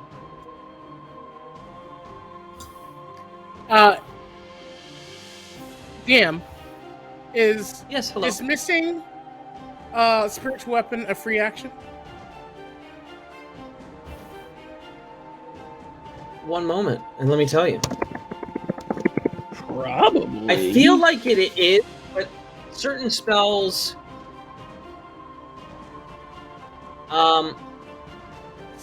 It doesn't say it. That's what I'm asking. It doesn't say it on there. It doesn't say how free it is to make it disappear.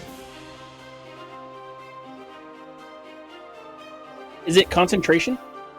Nope. It is It's not. just the most broken thing. It Maybe really it's should there. be.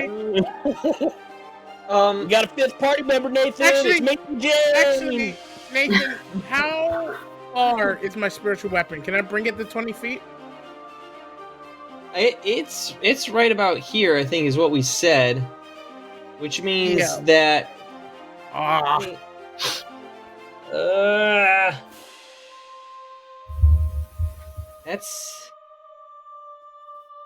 That's a tough one to sell for me. It's 25 feet. You could get it close. I'm looking at spiritual weapon right now, just to see. Feet. Yeah, it's 20 feet. Yeah. I think it just exists for a minute is the thing. Pretty much. So, that's okay. Tano, who feels this darkness course through his skin, feeling pain, true pain since the last time he saw a giant monster, will simply put his hand on top of the werewolf's head. He will say, "Messed up now, boy. You messed up now." He's gonna cast Inflict Wounds at 2nd level. Wow. That's an 18 on the die. That would do it. Roll that damage. That'd be 24 points of necrotic damage. Yeah, touch him. Well, yeah, so I'm just going to say, you reach out. With your hand. You've done messed up. And there's a moment of confusion, and then this blackness, this total absence of light. There is darkness all around you. Minor lights coming from the house and the bunkhouse. But somehow, every bit of light is gone where your hand meets this werewolf's head, and the eyes, the pupils just shrink as the face becomes sunken in. The very the lycanthropy form wears away to reveal this human, and they fall to the ground dead. Actually, Tano would like to hold on to their hair and kind of keep them up, because he's very angry right now. Okay. And then I'm gonna say he grabbed him by one of his ears, one of those wolf ears, and as they fell out of form, it turned into a long lock of hair, and so you're holding them from their hair. Where is the last one that's still fighting? That was the last one. That was it. Oh, okay. Tano's just going to stand there and look at them. Okay. Well, you do. You look at them. And we are now out of combat as you all begin to look at the chaos around you. The sheep are still milling about in the pen. They've worked their way over to, on the map, it's right about this area, just with all the fighting that's happened along this edge. All the sheep have moved up here. And the elk quickly runs over to the front of the house, and as they reach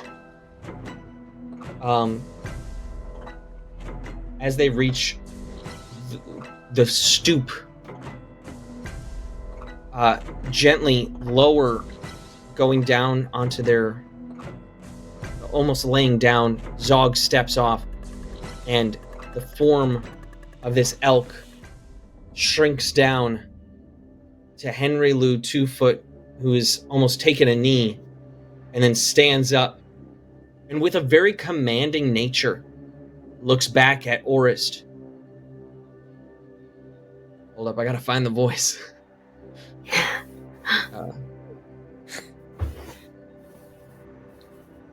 Grab Cookie. Burn the bodies.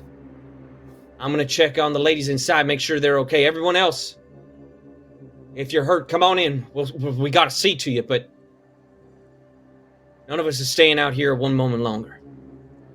And he kind of, as silly as it may look, puts his arms around this large half-orc and just kind of holds him up, walking him into the ranch house as Orist puts away his bow and whistles towards the bunkhouse. Cookie, the chef, walks out, and the two of them begin going towards the bodies. Is there anything you want to do before you go inside? Get my dagger back. Okay. You walk over, Ick, and you pull the dagger out of this werewolf's foot. You also do have, I believe, at least one bolt in their body if you want to try and recover it. It's just a regular bolt. All right. Ick, why don't you roll me a perception check while you're there? Oh, gonna make me roll a thing I'm gonna fail at. Mm-hmm. No, you're not. Believe in yourself. 17. 17. As you look down at this body, I mean, you notice a coin purse. I will give you that off the bat. But what you also notice as this form too, as the fighting has stopped, has gone back to that of a human. A young man with sunken eyes, thinning hair. You don't think, from the looks of it, you would have said that this might have been a hermit of some sort. This person didn't have a home. But on their arm, on their forearm, you see that same marking that you've seen time and again. You saw it in the butcher's shop. You saw it under that inn in those caverns. You've seen this marking before. Well, first I'm gonna slip the coin purse into my jacket pocket. Alrighty. Well, we determined that was the deity of, or the symbol of the gang, right? Yes. Blanking on the name. Yes, I am trying to Heralds pull that up of, as well for you. Heralds of the Apocalypse. Heralds of Abomination is what I have. Oh, Abomination, yes. Yeah. I just can't spell. Okay, got it. Just can't spell.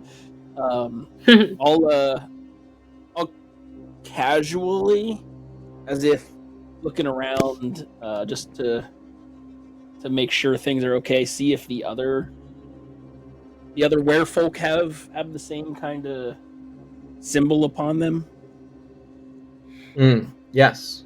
So you do note that 3 of these corpses are wolves. Just wolves. But the other werewolf, you investigate, and yes, that there on the bicep this time, that's the same symbol. Okay. Cool. No doubt. I will kind of just gather my things because I'm still just in, underwear, hat, and a and a jacket. Make my way back. It's better than boots and a blanket. It's true. It's true. I'll hold that information until hopefully in the morning when the group of us are riding back towards Ataraxia. We'll talk about them. All right. That's my plan there. I will, of course, I will say that I don't know that I said this out loud. As you had gone over to the other werewolf, you had found another coin purse as well. I'm going to assume that you cut that free as Orist. You got to the body just before Orist and kind of motioned. Orist grabbed one of the wolf carcasses instead as you investigated for this marking. You're now all inside unless there's anything the other three of you wanted to do. I think Lita would try to recover her javelin, see how if it's in okay shape. Yeah, for you future are. uses. Yeah, you are able to do that. And then she'll walk over to Tano, and she'll try to assess. He's obviously upset. And she'll try to tug on his free hand to try to get him to come inside. Mr. Tano, I think we should listen and let's just go back inside in case any more come. Mr. Tano? Tano will simply release the head of his fallen victim. He will just look down at Glita. Alright. And follow them back to the house. Nathan, does Tano know what happened? With the bite? Yeah. I will let you do an Arcana check or a Religion check. I'm gonna do religion, even though he's not good at either. What? I would also allow history, but equally bad. 14 religion. He's not a smart man. I mean, I would think that as a part of the church, as a cleric especially, you would have been informed about curses, and therefore may have. I think you would understood. Yeah. Just wanted to make sure he knows he's cursed. Yep. But with kind of this 1,000-yard stare, he'll just limp his way back inside. All right. You make your way inside. For those of you that do, you see that Henry Lou has carried in Zog to the sitting room and put him on the chaise lounge and is yelling out to the woman you've seen in the kitchen and the other woman that you know would have been helping with some of the cleaning. We need rags in here now. Bandages, hot water. And they are quickly working, each in a house coat and robe, or a dressing gown and house coat, slippers on their feet, clearly having been roused from what was them going to bed. Zog is squirming as if a fever is overtaking him.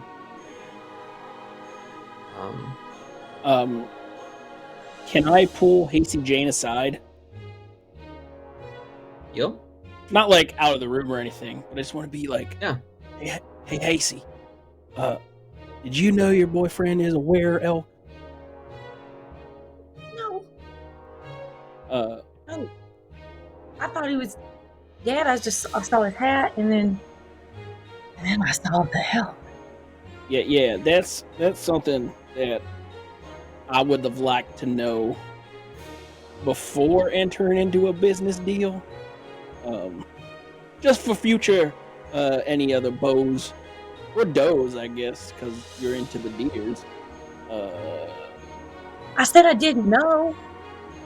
I mean, oh, okay, I'll let you know in the future before I know. That's all I'm asking. I say, watch your face, and I just push his face away. Watch your face!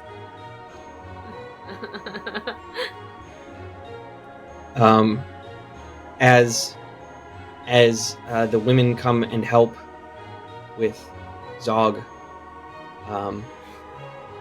Henry Lou kind of looks back to the doorway and sees AC Jane pushing Warwick's face away, and just stands up and calls out, "AC Jane, you all right?" Yeah. Yes. Yes. Were you hurt? Were you bit at all? No, I'm okay. But Tano was bit, and Glita. His eyes get wide and he runs to the door where I'm assuming the two of you have started eventually making your way in, and he begins to look over you and it's like, "All right, come in, sit down quick about it." He points to a couple easy chairs and again runs over, grabs a bandage, dips it in the hot water, and it goes to Glita first. And all right, now this is gonna sting, as he lays the hot bandage on you, trying to clean out the wounds. Now, I've heard stories like this before. I don't know everything about it, but sometimes bites of this kind, they just affect people more. We'll do whatever we can, but I've seen some people just shake it off. I've seen others succumb to something, or heard rather, but... What do you mean, how long? I'm gonna read. Go ahead, CJ. How long? Do you know? What do you mean more than others? What? Well, it all depends. I don't fully understand it myself. It's these damn mountains. Something's been happening there, and I just... Look, it's stories, all right?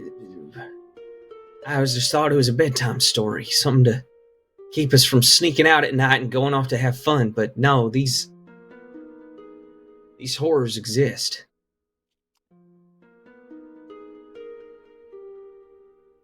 Lita's going to look at her wound as he's bandaging it up, and she's going to start sniffling, be like...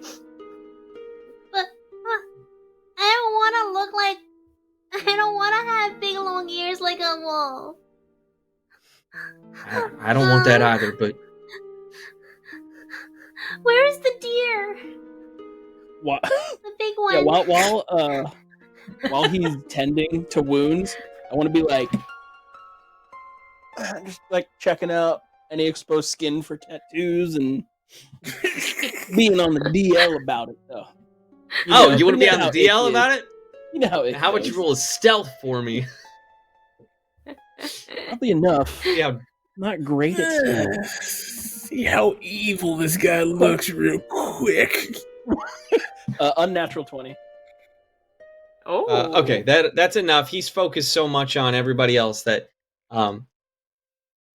he doesn't see you very obviously. Like, well, I guess not obviously. You rolled a good stealth.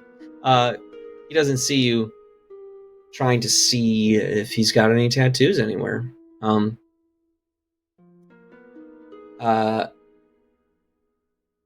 But Henry Lou continues. He's like, "Look, I sure as heck don't want you looking like one of them either. I think y'all are just fine the way you are. But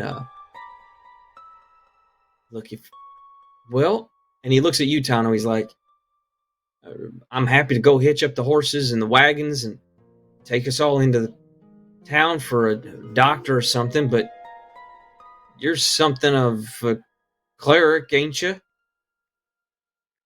Yeah, well, just give me 1 second. As Tano's like holding his wound and like just seems to be really lost, he just slowly gets to his feet and carefully paces around the room weaving between everybody as he casts Balm of Peace.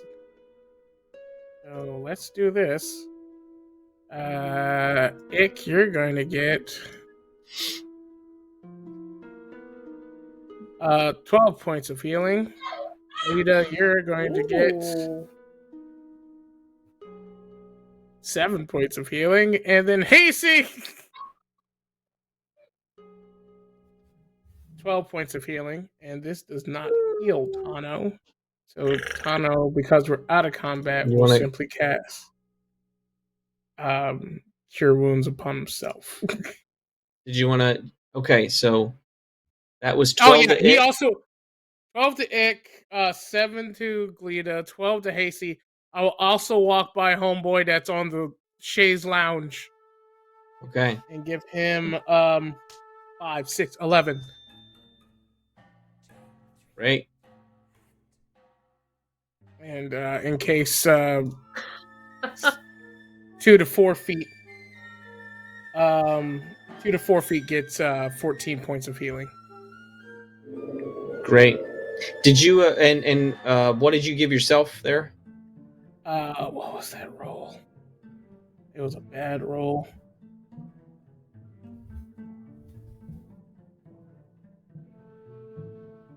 Oh, what did I roll? It was a bad roll. I'll just call it 1. 9 points of healing. 9. Okay. All right. Hey, it could be worse. It could be. All right. You begin to heal, and Henry Lou looks around, and he begins to see the wounds closing around him. The blood isn't flowing as strong as it had been before. But Zog, in fact, you notice that Zog's wounds are closed entirely. And yet, there is still... He has a fever. And these chills. And Glida also is beginning to feel these things. And Tano, you yourself, as much as you've just healed...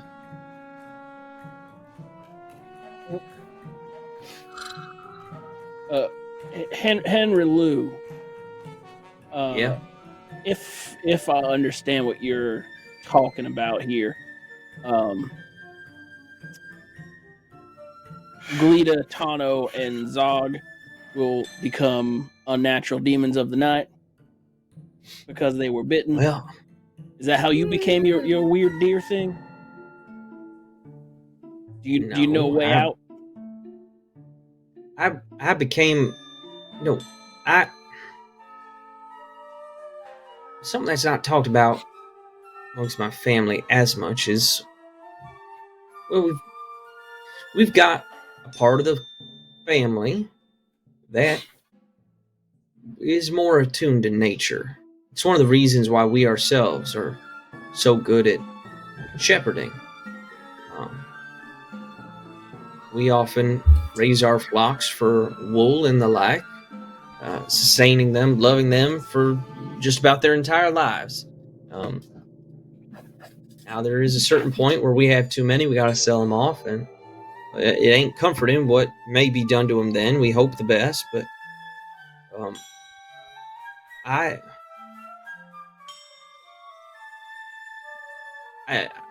am at one with nature, and try and use that to help out as best I can. All right, you one of them druids. All right. Yeah. And have you been a druid long? And I look at Hasty Jane.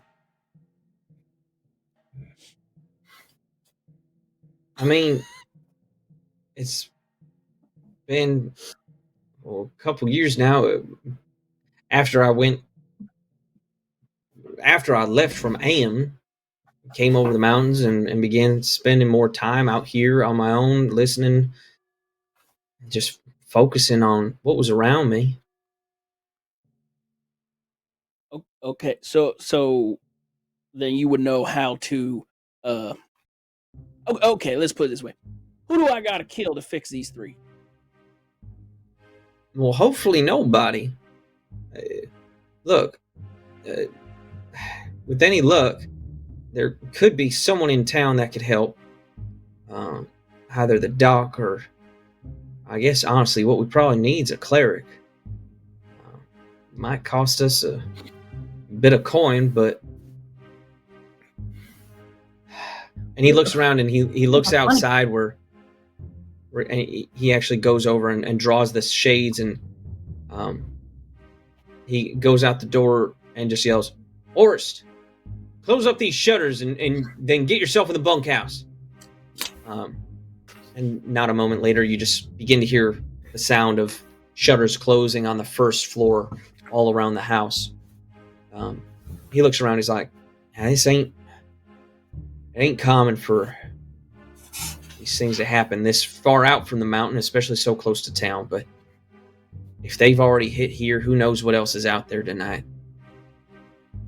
I think if we just take the night, maybe a good night's sleep would do it. I don't know if what they have is going to change them or if it's just going to need a bit of rest, but in the morning, I say we get up, and first light, we just let her bug into town and see who we can find. Because going out now, we can try it if that's what you want to do. We can try it. We can try and get to town and wake someone. But let me put it this way, Henry Lou. You have your sheep, you have your flock. You take care of them, you look after them. Well, these three here, they're my flock. And I'm gonna go into town. I'm gonna get the doctor, or I'm gonna pull the cleric or the priest right out of this church and bring him right back here if that's what's required. All right. None this. He looks to. All right. He looks to the. He looks to the two women. And he says, "Watch over them." And he looks to Glita and Tano and says, "You two best stay here. At least that's what I would reckon." But again, he looks up at Ick. This one's already trigger happy. And then he looks to Hasty Jane and he says, "Now, personally, I'd rather you stayed here too. Because I don't know what's out there. But I ain't going to stop you from doing anything." Yeah, I'm going. This is my best friend. These are my best friends. I'm going. We need to talk about this. Put on pants before we go. We can do that on the way. Bro. Okay. Well, yeah. I mean, maybe let's go. Why don't you go put on some pants? Well, all right. And then he goes back over the door and just lets out a whistle, and you just hear a soft patting on the grass as Orist and Cookie run up, and he just goes, "All right. I'm going into town with Hasty Jane and Ick up there, and that brings back the cleric. Once get the sheep into the barn, just crowd everything in there, and then lock them in. And then the two of you, I want you both in here tonight with them until we get back. Nothing gets through this door, nothing gets through these windows. I don't want anything else hurting them, all right?" And then you see Orist, "Of course." And the two of them run off again into the night. You hear the sheep bleat a little bit as they are shepherded into the barn. As you're hearing this, eventually you also, Ick, after you've gotten dressed and prepared a little bit, the horses are slowly brought around. Ick, you've got your horse brought to you, and Lita, your pony. We've also got Henry Lou's pony brought around and saddled.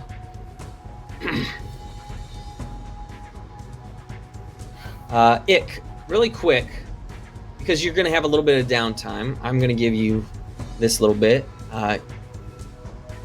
You are able to quickly open up the coin purses and look to see what's going on there. You find 120 gold pieces. You find a bone whistle. And you find a mysterious-looking clockwork device.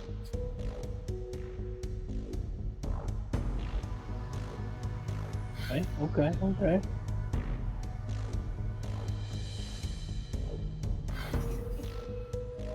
I'll ponder over because if I recall, it was like a half hour into town or something. That's at a normal kind of steady pace. Yeah. I'll probably concern myself with the items after, but the gold I'll throw into I'll throw it into the shop funds with the intent of using my gold plus shop funds to pay for any treatments or anything that's needed. All right.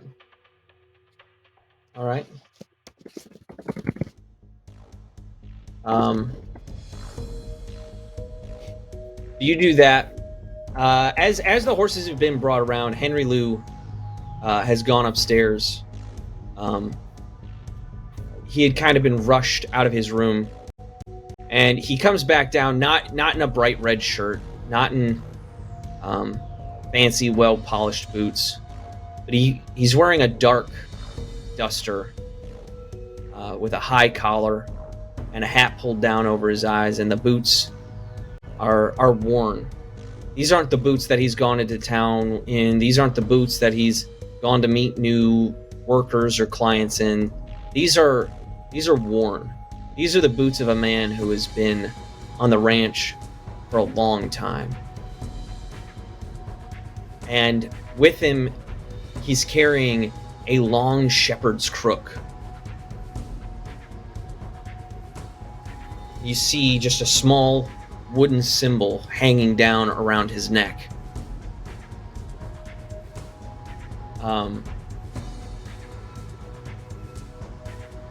He looks to you both as the horses are led to the front of the house and says, "All right, are we doing this?" We should ride hard, we should ride fast. Thoughts exactly. He looks to Orist, who's come in with his bow and short sword at his side.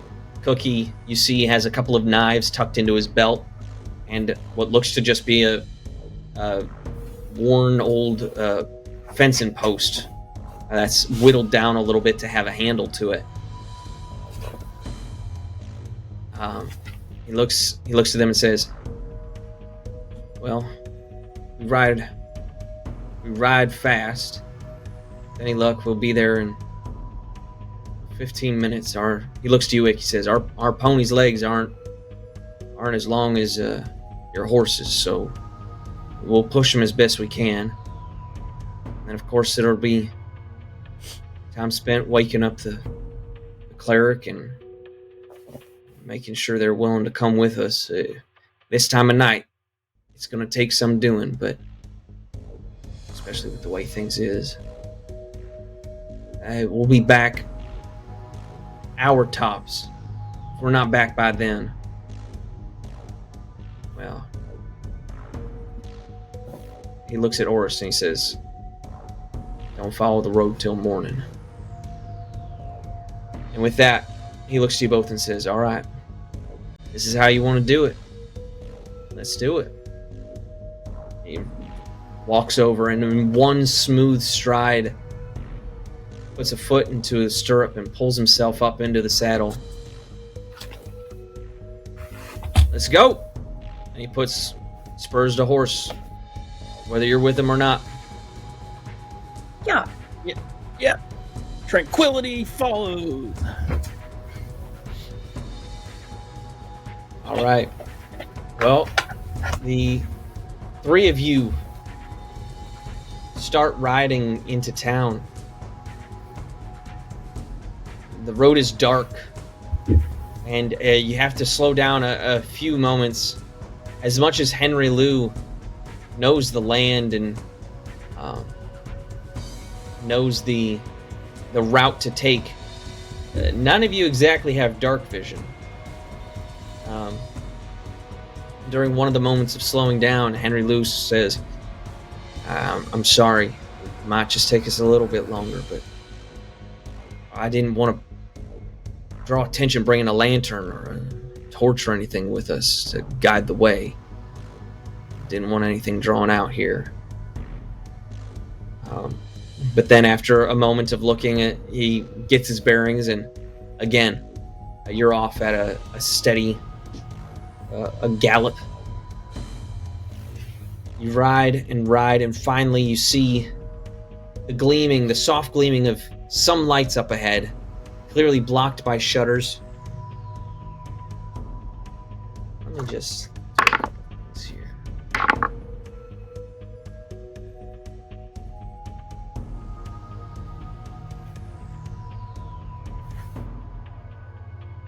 As you ride, you hear the occasional howl in the night. You hear grunts of creatures nearby, but you're able to make it to the edge of town before encountering anything in person. And he says, all right, this way. He leads you up to the local church and begins banging on the door. A flickering light moves towards the windows as the door opens just a crack. Oh, yes. Who is it? Who's out there? The church doesn't open until morning. It says, Graham, it's me. It's Henry Lou. We had some trouble out at the ranch. We could really use your help. Oh, I'm sorry, Henry Lou, but you know how it is out there lately. I've got my parish to worry about. I got my family here. We got people in bad shape, Graham. I got people worrying about me too, you know. Would like to. Is Graham also a halfling, or is he what's his deal? Graham is a human, but older. Probably around, you'd say, put him in his 50s or 60s. And because of that, you know, he stands a little bit shorter than you, gray in the hair, a bit of a darker complexion to him. Okay. I'd like to grab the door and lean in. Just be like, I ain't asking, preacher. You'll be protected and you'll be paid. But we has need of your services. Get what you get. Let's go.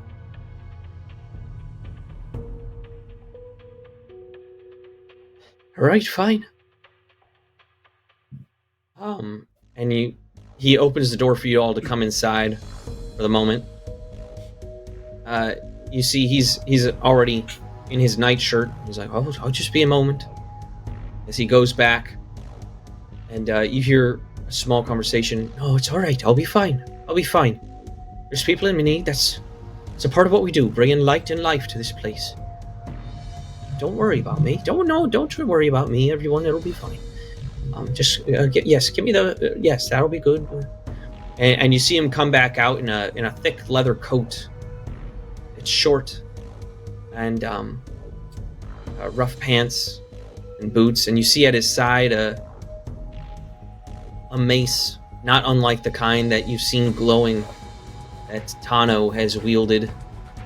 Across his back is a leather satchel. You see a number of vials with him, as he puts on almost like a conductor's cap. He says, "All right. I guess it'll just be a minute. If you can come with me, I'll go fetch my horse." And he goes and leads you back to their small, almost a stable. It's a bit of a covering with short walls to it. Nestled this far in town, you would think, especially around the church, they don't expect much trouble. And inside, you see what looks to be a bit of an older horse that he saddles up. White amount around the muzzle and the hooves. And you hear him talking. "Well, you thought you were done for the night. We haven't done this little adventure in a while now, have we?" And he climbs up into the saddle. "All right. I don't know what you all have gotten yourself into. But let's see if we can't fix it now." And he starts riding off into the night. I think this might be a pretty good place. I know it's a little bit early. I think this might be a pretty good place to leave our players, as we have 3 characters plagued by some curse. The other part of the party having ridden into town, hoping against all hope to bring help before it gets too late. Only one way to find out what happens. I mean, once again, folks, I got through pretty much one paragraph of what I've prepared. But I think in the best way. I mean, this combat worked so well. I'm so glad. Thank you. One of my wolf buddies, I'm forgetting who. I think it was West Wolf Esquire, maybe, who gave me that advantage that got me the curse on Tano. I mean, come on, man, guys. This is what I love. This is what I love. You all stepping in and adding to this story. We couldn't have told this story without you. I do also want to make sure that we point out, I don't know if we got these earlier, but Nuke Lane followed, KJ Dawson 80 followed, Mr. Wolfman followed. I mean, the Wolves were here tonight, and while the pack in game didn't win, I do think that we, the Wolf Squad, did some damage. And then, of course, the Real POTUS with a sub. Thank you so much to everyone who is supporting not only Bedlam and Discord Odd Jobs, but the DAT network as a whole. Tomorrow night, before I get to what's happening over here, tomorrow night we have the premiere of Avatar Legends here on the DAT network, a new Avatar role-playing game that is going to be so great. We've got a great cast lined up. We've got a great game master for you. So tune in tomorrow night, 6 p.m. for a lot of fun there. Now, back to my players, without whom I could do none of this. Let's jump over to Wendy. But Wendy, I want you to tell me about Lamar, please. Good evening, lads and lassies. I am Lamar the Gun Guy. That's all I can do. Lamar is a fantastic, also a DM in his own right, who guides us through the dice is right and help us figure out whether how much does a Franklin cost. And you can see his appearances at various upcoming cons where you can follow him at his social, because I don't know his schedule, and he's a comedian as well. That's Lamar, the con guy. That is Lamar. So true. Lamar, why don't you return the favor? Tell us about Wendy. Hi, everybody. That's Wendy Lee Zaney. You can find them at Wendy Lee Zaney on Twitter. And also, they do so many Disney things and movie reviews, and they have a YouTube channel, which is called The Movie Couple. YouTube.com/The Movie Couple, where they review movies. And Wendy's also here on the that network a lot. Like you have like probably a 4 out of 7 chance of catching Wendy on the show. So if you want to find out which ones those are, you should just come by and maybe you'll see Wendy. Once again, you have a 1d7 chance of seeing them. Yep. Those are pretty good odds. Those are pretty good odds.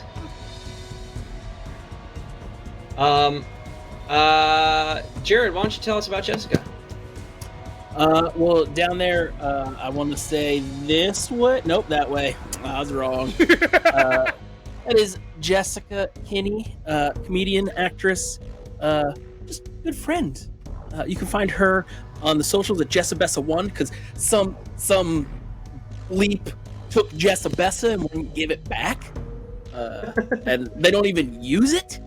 You can also find her. She's got a YouTube's Kinney K Comedy. They post hilarious skits and fun things, and she's all over things. She's in my Monday night like private D&D game. I don't know if I'm still in that group because I haven't been around for 2 months, but she's my advocate. She's gonna keep me there. Go check her out. Follow her on the socials. She's just a nice person. I'll take it. Just a nice person. Yeah, just a nice person. Well, thank you. Thank you, Jared Hoy, or at The Real Gobshite. He is half of the creative team of the DAT Network, so shout out for that. Thank you for creating. And you will find him here 10 out of 10 times that you look for him on this network. So pretty much every night, every day, all the time, on Discord, on all the things. Search for Jared Hoy. He's a cool guy. He's not in our Monday group very much anymore, but we carry him around as a petrified frog in our pockets. So that's how I like to think of him. Well, there you go. Well, that's the cast, folks. I'm Nathan Andrzejczyk. I've been your DM, and again, I just want to say thank you for everything that you've done to help this story, help this progression. I'm loving this season so far. I'm just tickled to death by it. So why don't you tune in next actually next week I do want to say we're off. I forgot about that. And it's my fault. My parents are coming into town, and when that happens, you just gotta see them. They're getting in on Wednesdays. I know, Jared, I'm sorry. But I don't know. Maybe we'll talk behind the scenes and maybe line something up. Maybe a little DAT chat, just about the madness of odd jobs or something like that. So keep an eye out on the socials for if that's going to happen. Otherwise, take the Wednesday off and dream of what will happen in 2 weeks when a certain number of our party ride back into town, or from town rather, with the cleric in tow. Will these players be saved? I don't know. Only one way to find out. We'll see you soon. Thank you again, everybody. Have a good night. Bye.